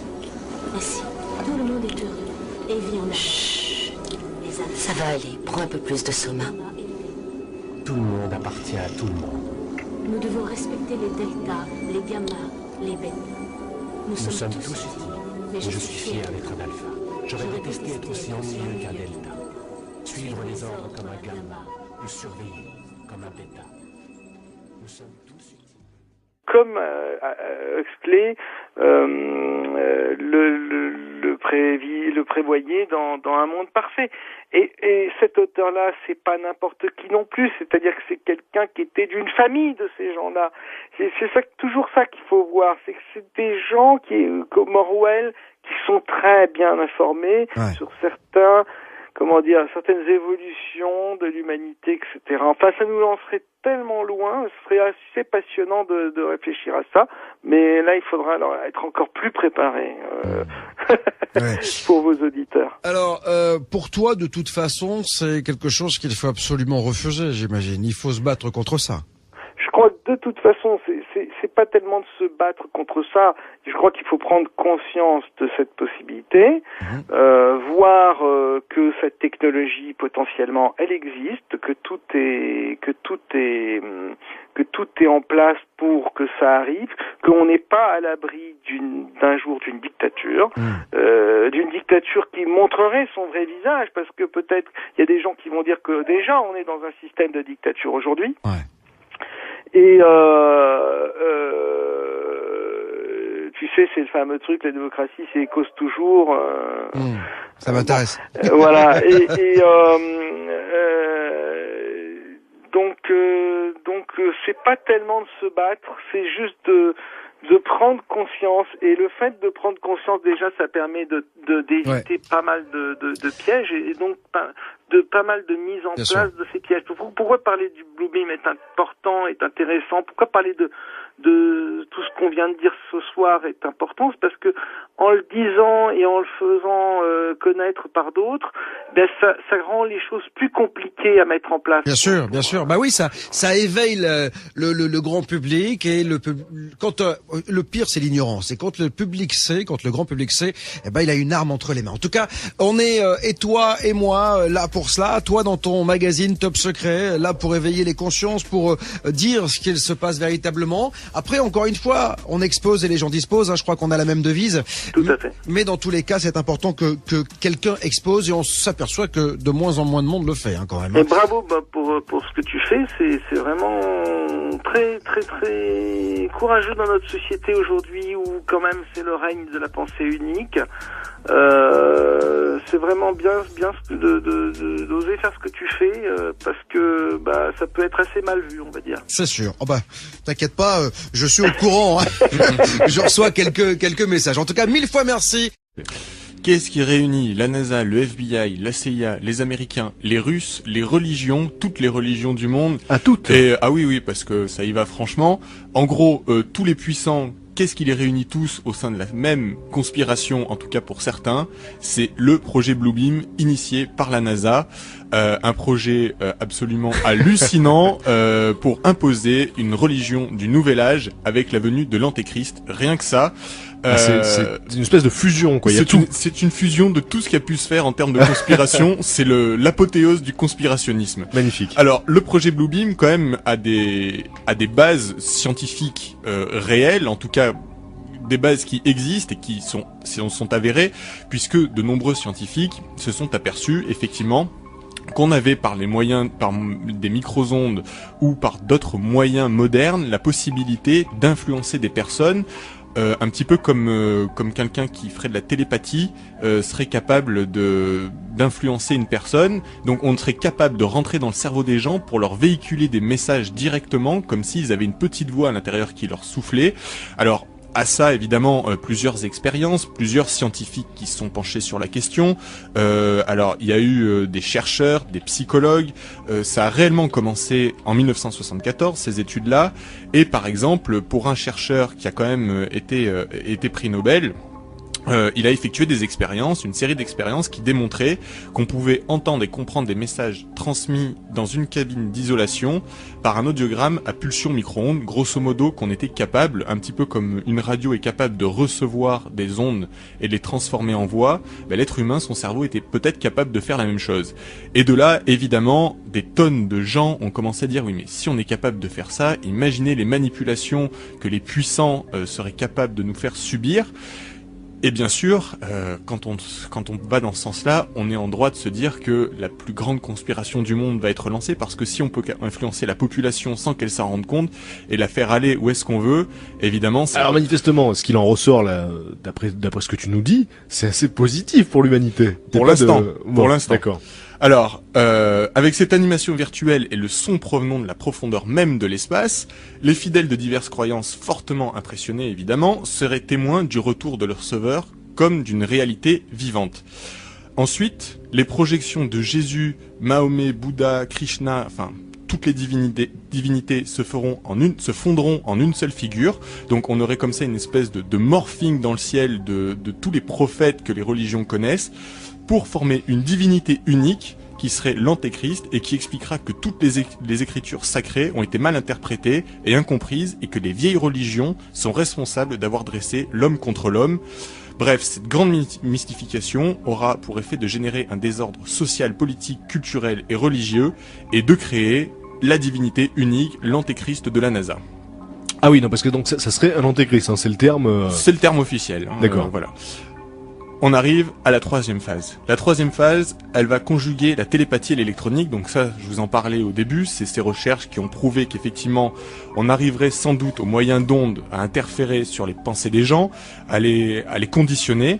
Donc, cette troisième phase conjuguerait la télépathie et l'électronique avec des systèmes d'émission pour atteindre chaque personne en vue de les persuader que c'est son propre Dieu qui lui parle. Donc, grosso modo, chacun entendrait une petite voix, un petit message et serait convaincu de recevoir un message divin.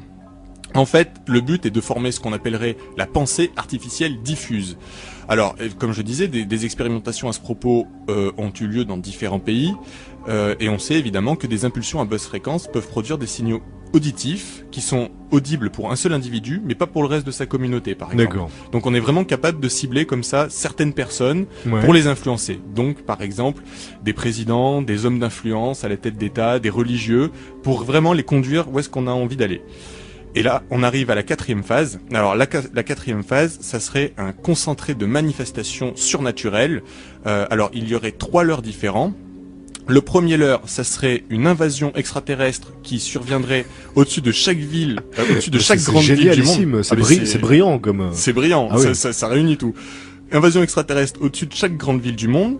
Le second leurre, ça serait de faire croire aux chrétiens qu'un merveilleux événement va survenir sous la forme d'une intervention extraterrestre bénéfique, ça dans le but de protéger les terriens d'un démon impitoyable. Oui. Alors le but de ce second leurre, évidemment, de cette manœuvre, c'est de rassembler d'un seul coup tous les opposants à l'ordre mondial juste avant le début du spectacle céleste, c'est lui dont on parlait tout à l'heure. Le troisième point de cette quatrième phase est l'usage global de tous les moyens de communication modernes pour diffuser des ondes. Alors tous les moyens, c'est téléphone portable, radio, internet, bref, tout ce qu'on a, talkie-walkie, tout ce qui existe, pour diffuser des ondes visant à déstabiliser psychiquement les populations au moyen d'hallucinations individuelles et collectives. Et donc, on arrive là à la fin du projet Bluebeam qui a pour conclusion qu'après la nuit des 1000 étoiles, c'est comme ça que l'appellent les conspirationnistes, et à la suite de tous les bouleversements mondiaux, que la population mondiale soit prête à accueillir un nouveau messie en chair et en os, un cyber-Rockefeller, comme il l'appelle, faussement extranéen, puisqu'en fait il ne serait pas extraterrestre du tout, d'accord, et qu'on suppliera de rétablir l'ordre et la paix à n'importe quel prix, mais surtout, évidemment, au prix de notre liberté individuelle. Et c'est là que le projet Bluebeam devient extrêmement pervers, puisque une unité artificielle des peuples permettrait de régler les problèmes urgents, lesquels évidemment ont été de toute façon créés de toutes pièces, donc faciles à régler, mais progressivement, évidemment, face à cette tyrannie de la nouvelle religion mondiale, apparaîtrait un nombre de personnes qui se réveilleraient, qui prendraient conscience qu'ils sont manipulés. Et là, le contrôle de la Terre se partagerait rapidement entre les mains d'une caste de grands prêtres, donc ceux qui se seraient réveillés, qui auraient pris conscience qu'ils sont manipulés, et de technocrates impitoyables agissant au nom de Dieu.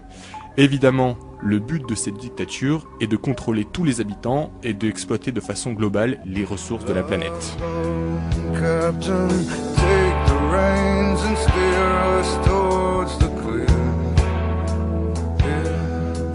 Ceux qui l'aiment l'écoutent pour savoir ce qu'il va dire.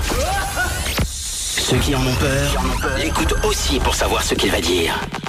Bob est sur Ado. Comme tous les soirs, je le répète, Bob vous dit toute la vérité n'aurait pas la même saveur sans vos témoignages, vos réactions. Pour cela, les réseaux sociaux, ce soir encore, vous appartiennent. Et oui, vous pouvez réagir via Twitter, Maudiès Bob Vérité, et sur la page Facebook, Bob vous dit toute la vérité sur Ado. Merci Maud Elliott, et merci aussi à tous ceux qui alimentent les blogs qui parlent de l'émission, à tous ceux qui usent leur réseau pour dire qu'ici sur Ado, il existe un homme qui dit tout haut ce que beaucoup pensent tout bas sans jamais avoir eu le courage de le dire. Et pour commencer, place au projet Bluebeam Project avec Paul Ponceau. Bonsoir Paul. Bonsoir Marc. Non, moi c'est Bob. Bonsoir Bob. Mais c'est pas grave. Un point pour moi. C'est parce que j'ai parlé de Margré juste avant. Exactement. Qui est un ami d'ailleurs. Oui, c'est pour ça. C'est comme ça détend l'atmosphère. Alors Paul, vous êtes chercheur de vérité, un peu comme moi. Alors vous avez écrit Le plan secret du diable, édité à compte d'auteur. Il parle, ce bouquin, de présence reptilienne, donc du projet Bluebeam, des nouvelles vibrations et de la mise en place du nouvel ordre mondial. Alors, pour ceux qui connaissent pas du tout, qui sont pas du tout branchés, en quelques mots, c'est quoi le Bluebeam Project ? Le Bluebeam Project, c'est tout simplement la volonté de mettre en scène l'arrivée d'un faux sauveur pour extorquer le consentement de l'humanité à un gouvernement mondial, à une religion mondiale.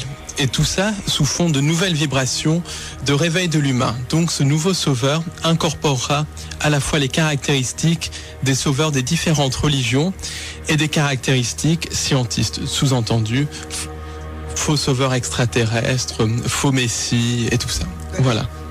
Donc en fait, c'est la grande manip, quoi, en fait, tout simplement. Exactement. La grande manipulation au niveau du mouvement New Age. Manipulation qui s'inscrit d'ailleurs dans tout notre quotidien, dans toute notre vie, à la fois dans notre vie de tous les jours et dans la politique internationale, l'actualité. Voilà. Alors moi, quand on a commencé à travailler sur l'émission, on a vu souvent la NASA revenir. Est-ce que on a dit au départ que c'était la NASA qui était derrière tout cela? Alors j'étais un peu surpris parce qu'il y a un aspect très religieux quand même dans ce Bluebeam Project également. On en parlera, on va le détailler. Est-ce que la NASA est au départ à l'origine de ce projet ou pas du tout? Clairement, la NASA est un des fers de lance du projet. La NASA va être utilisée dans ce projet, mais la NASA n'est pas du tout à l'origine de ce projet. Ce qui est à l'origine de ce projet, c'est essentiellement ce qu'on peut appeler les Illuminati, ce qui est complètement différent des Illuminés de Bavière, certaines races d'entités extraterrestres ou d'entités sans âme que certains qualifient de reptiliens, d'autres qualifieront dans le langage plus judéo-chrétien de démons, certaines autres personnes les qualifieront de djinns, en bref des entités non humaines. Et il y a également certaines sociétés secrètes qui sont utilisées par les Illuminati, utilisées par les entités non humaines pour mettre en place ce projet. Est-ce qu'il a des chances d'aboutir véritablement ce projet ? Ou est-ce qu'on est vraiment dans une utopie? Parce que arriver à un moment donné, se dire bon, je vais manipuler le monde entier, on peut le faire avec des gens qui sont pas quand un QI, tu vois, proche d'une huître. Mais à un moment donné, quand on réfléchit un petit peu, bon, on se dit quand même, il faut pas nous prendre pour des cons, non? La manipulation a lieu tous les jours, à tout moment. Par exemple, moi, je fréquente beaucoup de gens dans le mouvement New Age, des gens dits éveillés, et je suis surpris de voir le nombre de personnes qui se laissent manipuler par des imbécilités, comme par exemple la mascarade de la démocratie, la mascarade de la politique. Beaucoup de gens dans le milieu New Age disent je vote parce que je dois voter, parce que des gens sont morts pour ça. Ils vont voter pour des candidats qui représentent qui sont très souvent deux faces d'une même pièce. On voit aussi beaucoup de gens qui sont dans soi-disant réveillés, mais qui sont dans cette optique de l'arrivée d'un sauveur externe et tout ça. Donc la manipulation fonctionne très bien. Un exemple de manipulation, c'est la manipulation du 11 septembre. Il faut savoir que... On avait fait un sujet, le 11 septembre dernier, très belle émission dessus, à 2 heures, c'était magnifique. Il faut savoir, par exemple, que lors du 11 septembre, beaucoup d'Américains disaient que Bush ne faisait pas assez pour les protéger.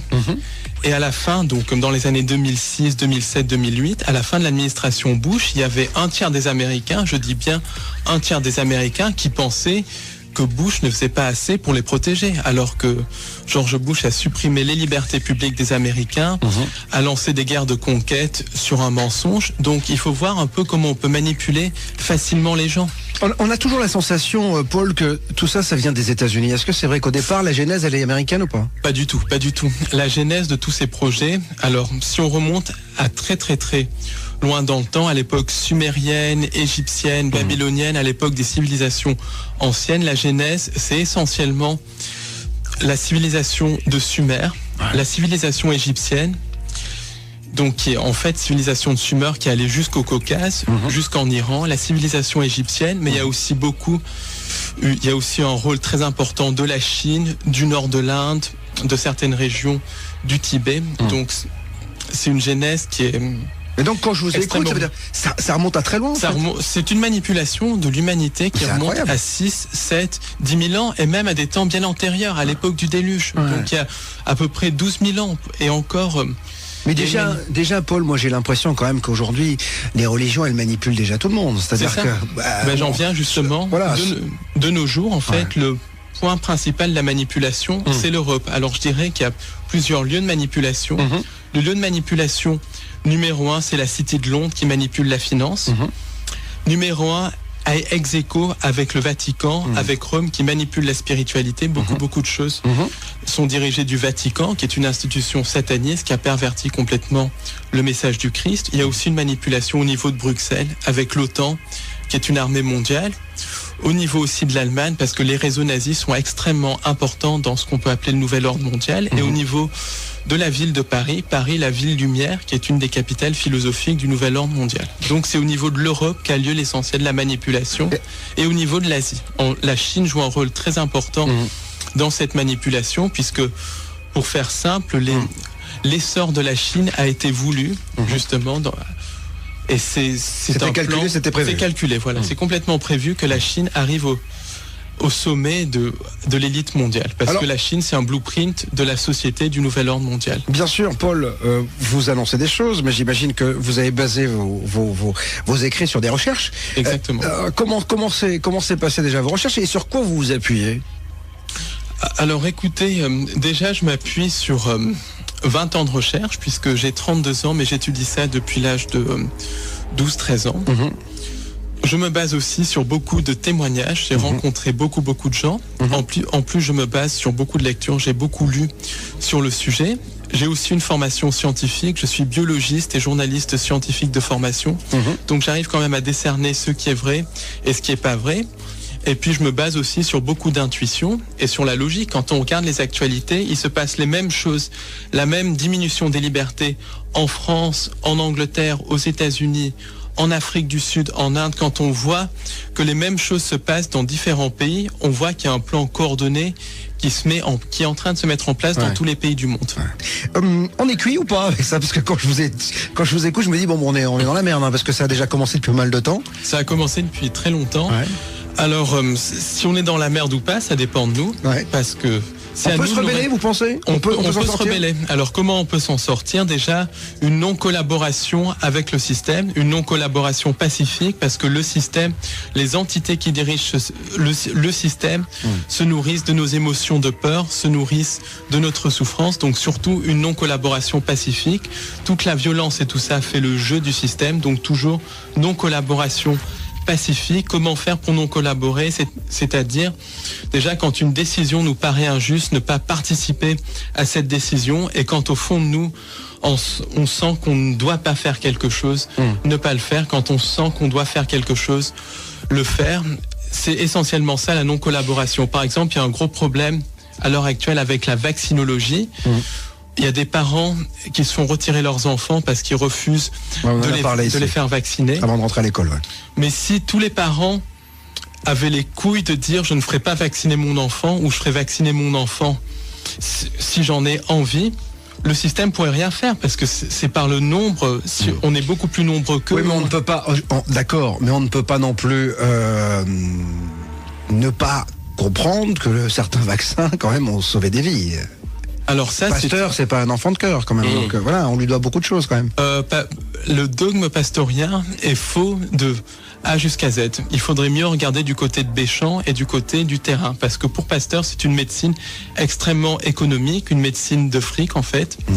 Parce qu'il faut savoir que Pasteur a été mis sur le marché par Napoléon III pour faire concurrence à la chimie allemande, qu'il était extrêmement connecté à un réseau de sociétés secrètes, un réseau franc-maçon, et le dogme pastorien, c'est essentiellement un microbe, une maladie, un vaccin, donc ça fait vendre, ça fait vendre, ça fait vendre. Et ça crée la peur, alors que le vrai dogme, c'est le dogme de Béchamp. Une maladie naît à cause d'un terrain. D'ailleurs, on le voit, quand il y a des épidémies hivernales de grippe, beaucoup de gens vont avoir la grippe et beaucoup de gens ne vont pas l'avoir dans une même famille parce que c'est une question de terrain. Et c'est ce qui explique que des thérapies beaucoup plus douces comme l'homéopathie fonctionnent parce qu'elles travaillent sur le terrain. Qui est derrière ?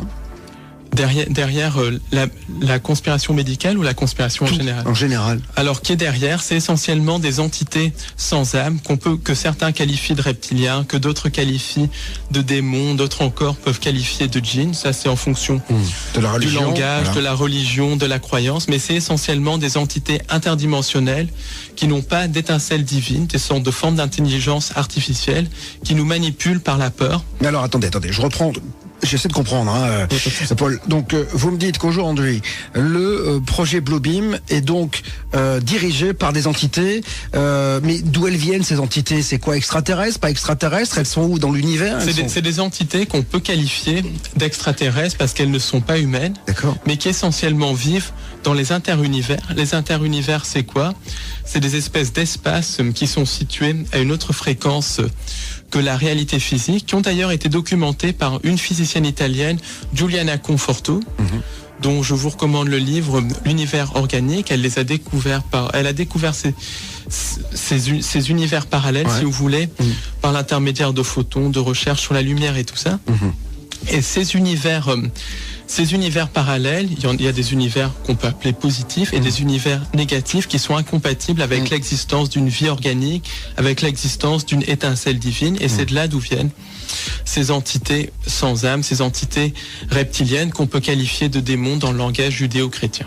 On parlera justement des différentes dimensions demain, puisqu'on ouvrira le dossier avec James Carvaljan, si je ne m'abuse. Alors si je peux rajouter un mot sur ces entités, il y a beaucoup de programmes américains qui ont mené des expériences de voyage dans le temps dans les années 40, 50, 60, 70, 80, qui ensuite sont passés de la clandestinité à la clandestinité encore plus grande à partir de 1983. C'est notamment l'expérience de Philadelphie, le programme Montauk. C'est quoi l'expérience de Philadelphie ? Quand vous êtes en train de me dire que, en fait, on a réussi à voyager dans le temps et qu'on ne le sait pas. Il y a un voyage dans le temps qui est pratiqué de manière régulière par le sommet du complexe militaro-industriel, mais il y a aussi le voyage dans d'autres dimensions. Et en fait, l'expérience de Philadelphie, en 1943, ça n'avait pas été un navire qui a été transporté dans le temps, ça a été un navire qui a été transporté dans une dimension parallèle, dans la dimension des interunivers. Et les marins qui ont survécu dans ce navire, l'USS Eldridge, ont décrit des expériences absolument terribles menées par des entités qui ressemblaient à des insectes, avec des faces d'insectes et avec aussi un aspect entre reptilien et insectes. Et ces expériences terribles, c'était des expériences de type médical. Et la dimension où ces marins se sont retrouvés était une dimension sans vie, complètement triste, avec un espèce de ciel rougeâtre, extrêmement froide, qu'on peut assimiler à l'enfer de la Bible, au purgatoire de la Bible. Et les marins ont passé plusieurs mois dans cette dimension, alors que sur Terre, à peu près 10 ou 15 secondes s'étaient écoulées. Donc ça, c'est un des premiers témoignages qui décrit les interunivers. Il y a des gens aussi qui ont été victimes de NDE, qui ont décrit les interunivers, comme le docteur Eben Alexander, qui a sorti un livre en anglais, Proof of Near Death, qui sort d'ailleurs en français aux éditions Guitry et Daniel, et il décrit ces interunivers, ces dimensions extrêmement froides, beaucoup de gens qui meurent dans un état de vibration basse, après des suicides et qui sont ranimés décrivent ces interunivers. On va dans un instant, on va marquer une pause, parce qu'il faut gagner notre vie, vous le savez bien. On va revenir bien sûr sur toutes ces dimensions, etc. Je vous poserai cette question, pourquoi, puisque certaines personnes comme vous, qui sont initiées, ne le disent pas plus, en tout cas n'ont pas plus accès aux médias. Est-ce qu'on vous boycotte, est-ce qu'on vous censure, est-ce que le dogme scientifique, le dogme en général, vous empêche de parler? On verra cela dans un instant. Et alors dans un instant, du côté de 22h, nous parlerons des entités, de la matérialisation de ces entités et de l'incorporation par les médiums de ces entités. Ce sera avec Roger Sellier. Le plan secret du diable, un ouvrage dans lequel il est question de la présence reptilienne, du projet Bluebeam, des nouvelles vibrations et de la mise en place du nouvel ordre mondial. Et c'est ce qui nous intéresse ce soir puisque je reçois l'auteur de cet ouvrage, Paul Ponceau. On va donc revenir sur la question que je vous ai posée tout à l'heure. Les médias, etc., etc. On a la sensation que on parle pas de tout cela, que tout est un peu caché. Et encore une fois, je dirais, ces entités dont vous nous parlez, qui sont sous d'autres dimensions, qu'est-ce qu'elles retirent de ce projet Bluebeam et de cette grande manipulation? Alors, d'abord les médias. Alors les médias, de toute façon, sont complètement inféodés. Complètement inféodés à ce qu'on appelle les Illuminati, à ce réseau de sociétés secrètes. Par exemple, il n'y a jamais de petites annonces pour être présentateur aux 20h. Quand on est présentateur, c'est qu'on fait partie de certaines sociétés secrètes, qu'on s'est dans 99% des cas incliné devant le système, qu'on s'est incliné aussi devant le réseau de sociétés secrètes.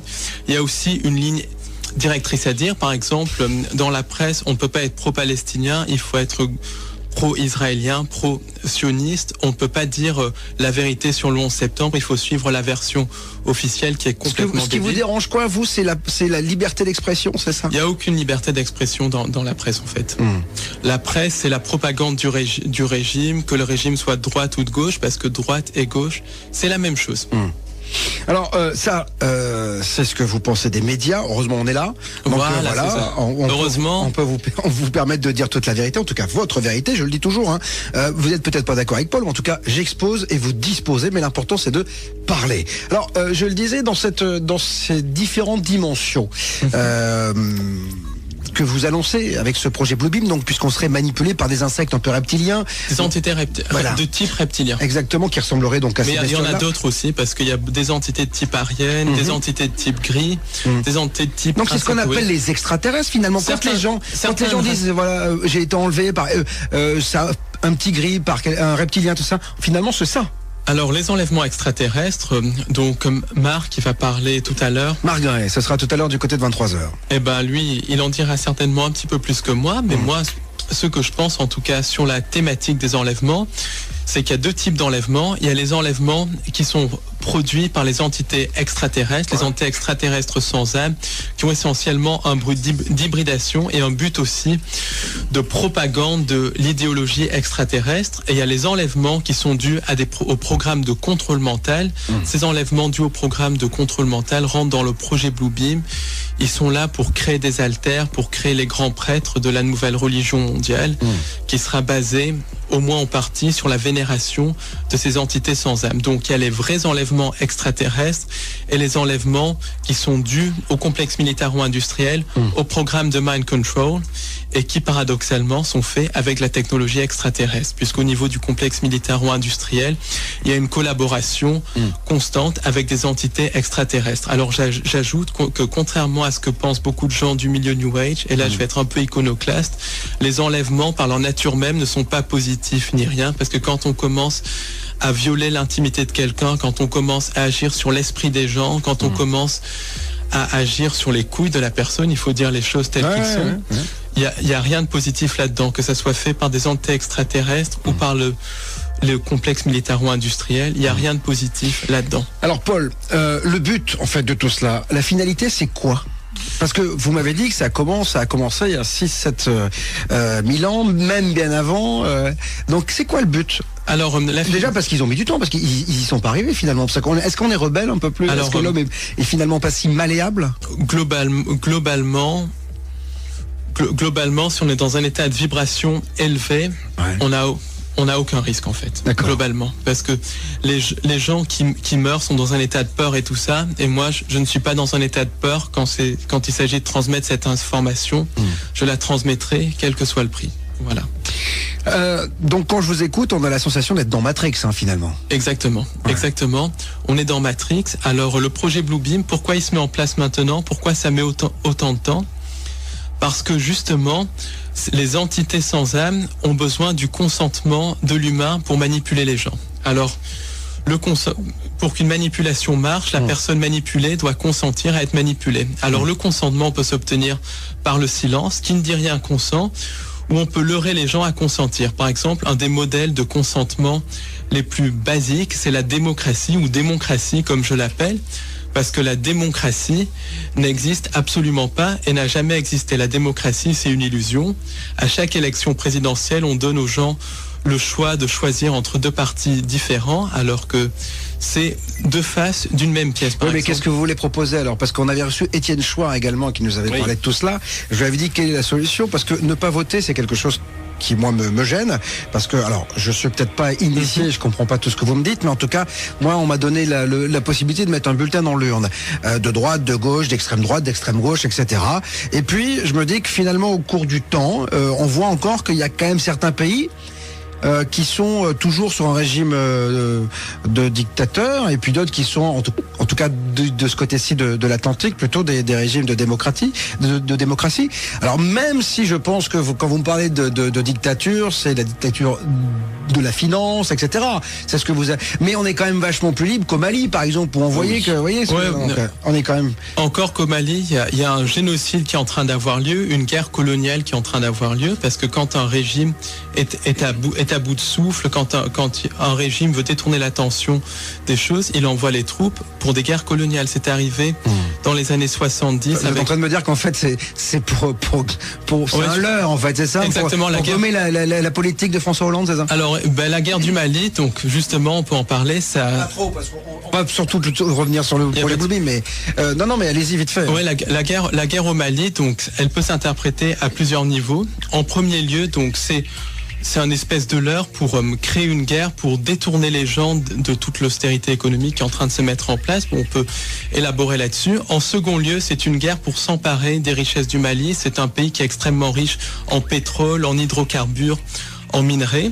Oui, mais il y a quand même une base au départ. On est là quand même pour les aider. On peut pas laisser faire les exactions, tout ce qui se passe quand même en Mali. Mais les gens qui sont derrière les exactions sont financés par la CIA. Les groupes comme ACMI et tout ça sont liés à Al-Qaïda. Al-Qaïda, qui est une création de la CIA, qui a été créée par la CIA dans les années 80 pour lutter contre les soviétiques en Afghanistan, et qui utilisait tantôt comme le gentil, tantôt comme le méchant. Mais alors pourquoi vous me dites? Parce que c'est vrai que moi, depuis que je suis tout gauche, j'ai toujours entendu dire que la CIA était derrière tout. Et pourquoi aujourd'hui on laisse faire encore? Aujourd'hui on laisse faire. Tout le monde le sait. Pourquoi on laisse faire? Le problème, c'est que ce n'est pas la CIA qui est derrière les choses. La CIA, c'est le bras armé, l'Amérique, c'est le bras armé, mais ce qui est derrière, c'est des sociétés secrètes européennes. Et les gens le savent, mais ils ne disent rien. Et donc, quand les gens ne disent rien, ils consentent. Parce que les gens sont trop occupés par la bière qui est offrée, par leur match de foot, par leur quotidien, par aller s'envoyer en l'air les week-ends. Mais dites-moi, vous devez être super malheureux finalement, vous? Pas du tout. Ah bon? Parce que quand vous faites le constat, j'ai l'impression qu'on est dans la merde, que finalement on est totalement manipulé. Et je me dis, comment vous arrivez-vous à avoir votre petite lumière de bonheur? Alors ma petite lumière de bonheur, c'est par mes proches, d'ailleurs, qui est ici. Ma petite lumière de bonheur aussi, c'est par cette recherche, en transmettant cette information aux gens, en leur disant comment se libérer. Et puis en ayant compris qu'il y a autre chose que ce monde de merde, et en ayant compris notre véritable nature, qui est une nature divine, et en essayant de comprendre les règles du jeu. Et les règles du jeu, c'est justement de comprendre qu'on est dans une matrice, qu'on est prisonnier de ce système, de cette lumière artificielle qu'on peut appeler lumière luciférienne, qu'on peut appeler la matrice, qu'on peut appeler l'égrégore. Et le but du jeu, c'est de sortir de ça. La matrice, nous sommes en plein dedans. Des entités seraient là derrière ce projet Bluebeam. Des entités qui n'ont pas un but très sympathique à notre égard, Paul. Exactement. Globalement, leur but en fait, c'est nous utiliser comme pile électrique. Et le film Matrix est très révélateur en cela. Et à terme, le but, c'est de créer les univers, recréer les univers inorganiques, recréer ce qu'on appelle les interunivers sur Terre, c'est-à-dire de faire fusionner l'homme avec la machine. C'est la société transhumaniste, et tout cela, ça implique le génocide de plusieurs milliards de personnes. C'est ce qu'on appelle le nouvel ordre mondial, en fait. C'est le nouvel ordre mondial, mais qui est un ordre transhumaniste, eugéniste, avec le génocide de plusieurs milliards de personnes, en particulier les races dites inférieures par les entités qui nous dirigent, parce que ces entités et les Illuminati sont profondément racistes. Les terriens, on est des races inférieures, c'est ça, par rapport à ces entités ?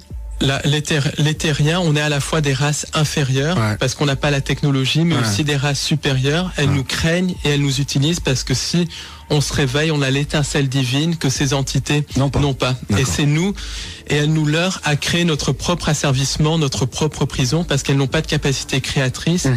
C'est nous qui créons notre prison pour eux. Mais essentiellement, il y a un atout fondamental sur la Terre, c'est la race humaine. Et la race humaine semble posséder une étincelle divine extrêmement importante. Et en plus, il y a toute cette diversité de vie sur Terre qui, d'après ce que disent certains contactés extraterrestres, ne se retrouve pas ailleurs dans l'univers. Donc il y a plein de raisons à ça. Alors, maintenant, j'ai envie de savoir comment ça va se passer, en tout cas là dans les années qui viennent, comment ça se passe, quel est le process, quoi. Alors le process, déjà, c'est notre choix, où on retrouve notre vraie nature avec l'aide des nouvelles vibrations qui sont en train d'arriver, sur lesquelles je reparlerai un petit peu plus tard. On sort de la matrice et on retrouve notre vraie nature, notre nature divine qu'on n'aurait jamais dû perdre. Ou bien c'est quoi cette nature divine qu'on a perdue ? Cette nature divine, c'est essentiellement la nature de créateur infini. On est capable de créer notre réalité. On est possibilité infinie. On est capable de créer. J'essaie de comprendre, Paul. Créer notre réalité, ça veut dire quoi ? On est des êtres créateurs. À un moment donné, avant qu'il y eut cette arrivée d'entités extraterrestres sans âme, on pouvait littéralement créer par la pensée. On le peut toujours, mais c'est beaucoup plus voilé et tout ça. D'accord. On est des êtres créateurs, on est capable de tout, et surtout on a notre connexion divine. On est possibilité infinie. On va parler de l'ADN dans un instant, parce que je crois qu'il y a un programme à l'intérieur de notre ADN. Restez donc avec nous, c'est passionnant, le projet Bluebeam, le Bluebeam Project, si vous parlez bilingue comme moi. Je parle bilingue. Je parle bilingue, moi, monsieur. C'est comme ça, c'est Ado, mon nom est Bob et je vous dis toute la vérité. Ça réagit énormément, mon Elliot. Il y a beaucoup de questions pour savoir de quoi se nourrissent les entités sans âme. Alors, ces entités derrière le nouvel ordre mondial, globalement, se nourrissent de deux choses. Alors, elles se nourrissent de sang humain par l'intermédiaire des Illuminati, en possédant les Illuminati, et surtout de nos peurs, de toutes nos émotions liées à la peur. Et ça explique la recrudescence de rituels sataniques à travers le monde, parce que les réseaux sataniques sont une réalité. Le satanisme, c'est un cancer de la société, c'est ce qui fait tourner les Illuminati.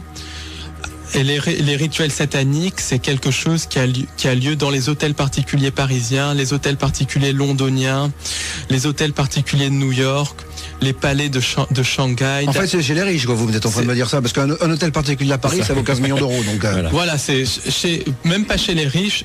Chez les initiés, dans les familles Illuminati, dans certaines loges de sociétés secrètes, c'est un des cancers de la société. C'est un sujet qui est tabou, même parmi les chercheurs de vérité, et c'est un sujet que j'ai envie d'exposer, de dénoncer, parce que c'est vraiment un génocide qui a lieu sous nos yeux. Et attendez, qu'est-ce qu'ils font dans ces rituels sataniques ? Ils tuent pas des gens, quand même. Dans ces rituels sataniques, il y a justement une composante de sacrifice humain. Et c'est un ciment qui relie malheureusement le monde de la politique, une partie du monde de la politique, bien sûr. Mais que fait la police ? La police est très souvent corrompue par ça, ou est très souvent ignorante. Par exemple, En Angleterre. Enfin, on a les services secrets, on a des gens quand même qui sont de la DGSE, des gens ont des RG, on sait tout aujourd'hui sur tout le monde. Alors, on peut pas croire, Paul, qu'il y a des gens dans des hôtels particuliers qui font des sacrifices humains, qui se nourrissent de sang, et que la police ne fait rien et qu'on ne sait pas. Beaucoup de gens dans les services secrets sont complices de tout cela à un certain niveau. Beaucoup de gens à un certain niveau dans la police, et encore une fois, pas tous sont complices de ça. Et beaucoup d'autres policiers refusent même de voir la vérité en face, parce que pour eux, ça paraît incroyable. Et pourtant, c'est vrai. Exemple, il y a en Angleterre une affaire qui vient de sortir, qui est l'affaire Jimmy Savile.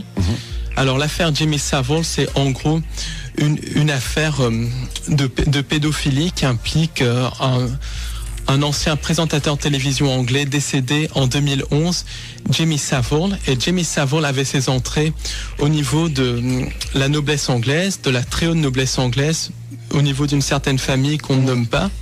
Il avait ses entrées aussi au niveau de beaucoup d'hommes politiques anglais, des deux partis, travaillistes et conservateurs. Et cet homme-là est un des plus grands délinquants sexuels du Royaume-Uni.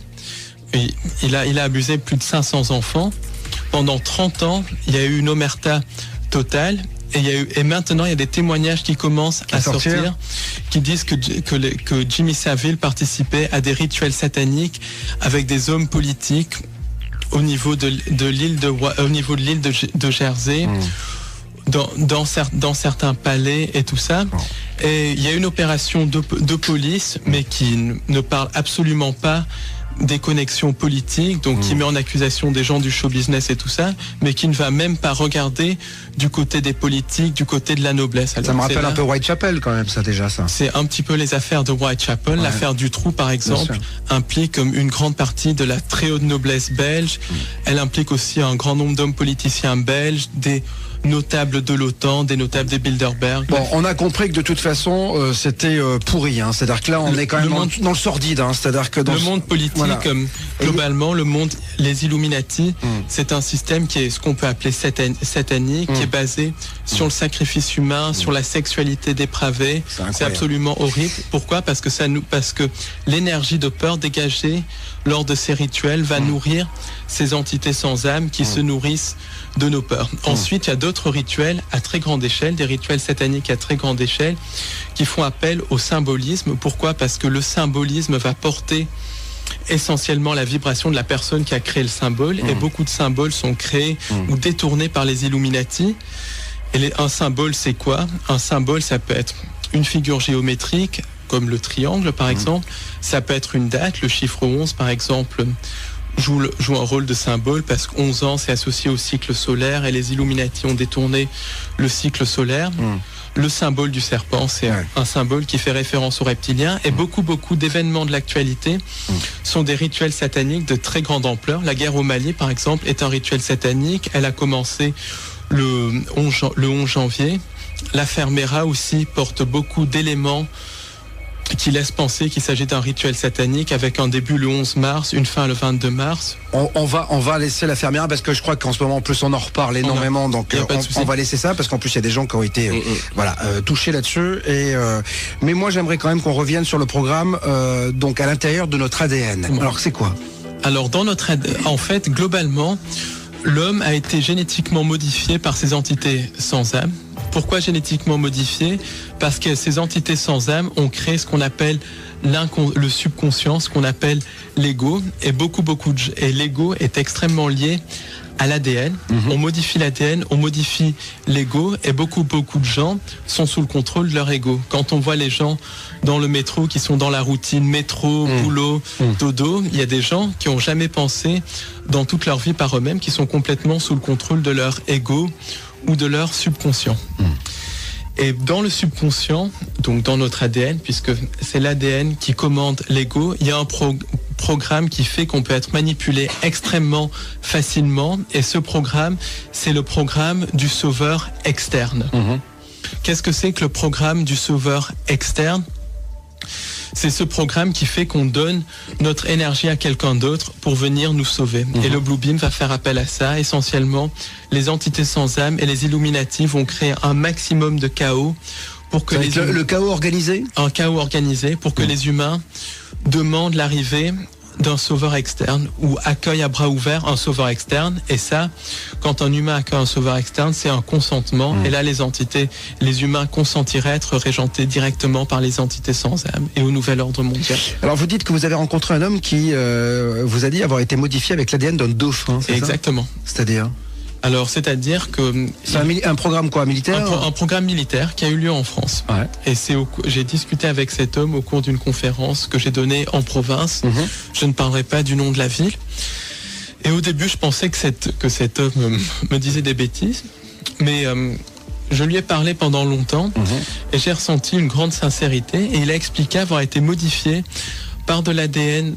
avec de l'ADN de dauphin dans le cadre d'une expérience militaire. Pourquoi ? Parce que les militaires, le complexe militaro-industriel de haut niveau a une technologie qui a plusieurs milliers d'années d'avance sur ce que l'on connaît. Et je vais vous dire ce que c'est un peu les technologies. Il y a des technologies de contrôle du climat, le projet ARP, des technologies d'antigravitation.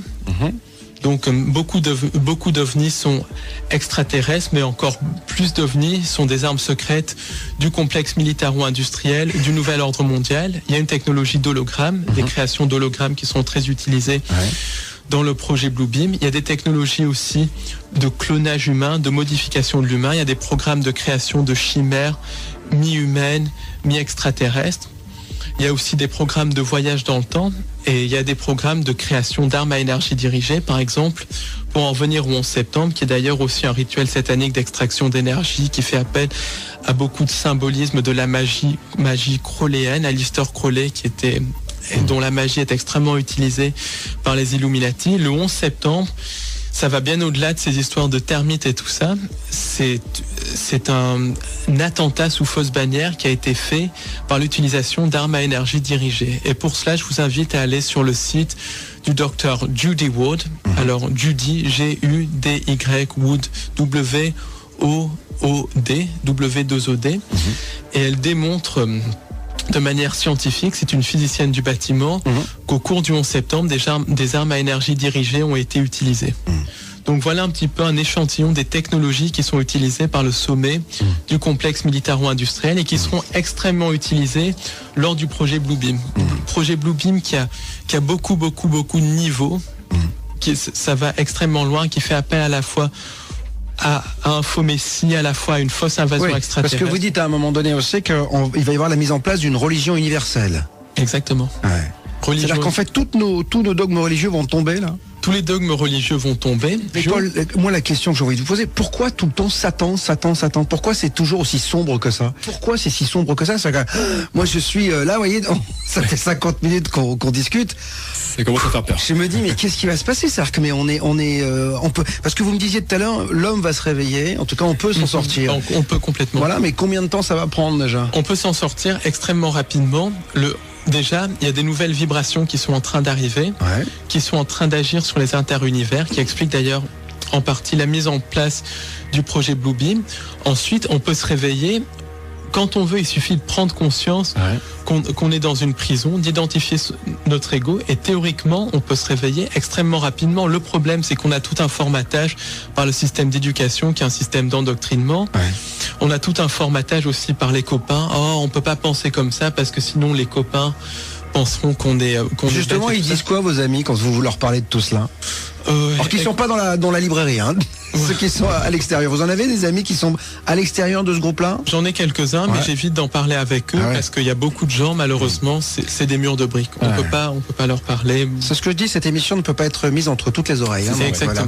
Voilà. Alors, on essaye, mais c'est très difficile. Il y a aussi... Je peux vous renvoyer en fait le boomerang, vous pouvez le reprendre dans la tête en fait. Il y a peut-être des gens qui disent oui, mais ces propos, c'est justement lui, Nouvel Ordre Mondial, qui fait passer toutes ces idées. Vous voyez ce que je veux dire ? C'est-à-dire que vous avez une théorie, vous avez là pour le coup tout est vachement réfléchi. Qui ne dit pas que c'est vous finalement qui êtes derrière tout ça, parce que vous comprenez que je peux vous poser cette question. Oui, bien sûr. En fait, il faut parler de ça parce qu'il faut être complètement au courant de ce qui va se passer. Je donne un exemple. Si on est en train de prendre un pique-nique au milieu d'une voie de chemin de fer parce que tout est beau, tout est magnifique et tout, si on n'est pas conscient que des trains peuvent arriver, on finit par se faire écraser. Donc la première chose pour se sortir de ça, c'est informer les gens, de savoir à quoi on a affaire. Et ensuite, c'est de proposer les solutions. Et les solutions sont extrêmement nombreuses parce qu'on a des aides, je dis bien des aides angéliques, on a aussi beaucoup de solutions au fond de nous-mêmes, en fait. Alors, vous me disiez aussi, lorsqu'on a préparé l'émission, que les Illuminati ont des technologies qui ont des dizaines d'années d'avance. Ils peuvent donc nous envoyer, puisqu'ils nous envoient des choses plutôt pas mal des fois à des quidam, en disant, comme vous et moi, ils envoient des technologies ou des choses comme ça. En tout cas, des gens qui sont... vous me parliez tout à l'heure de ce monsieur là qui faisait en banlieue parisienne de l'énergie propre, etc. Mais ils peuvent balancer aussi des infos qui sont pourries.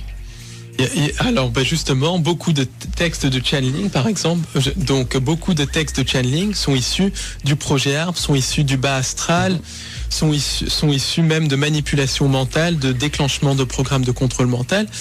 Par exemple, quand on lit des livres de channeling, je suis dans une librairie, je suis bien placé pour le savoir, il y a beaucoup de livres de channeling, c'est vraiment de la merde, c'est ce qu'il faut dire. Il y a rien dedans, il y a aucune spiritualité à l'intérieur, c'est des messages complètement bateaux et tout, donc il y a énormément de désinformation.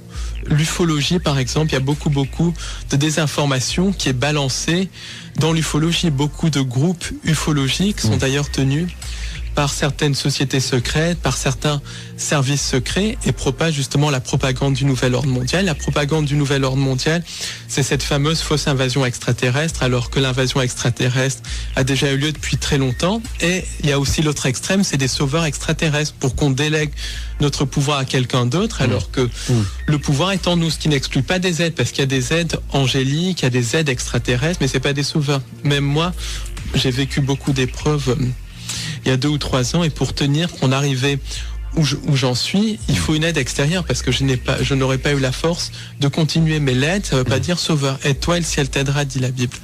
Dites-moi, c'est marrant parce que vous faites référence quand même à la Bible, qui est quand même...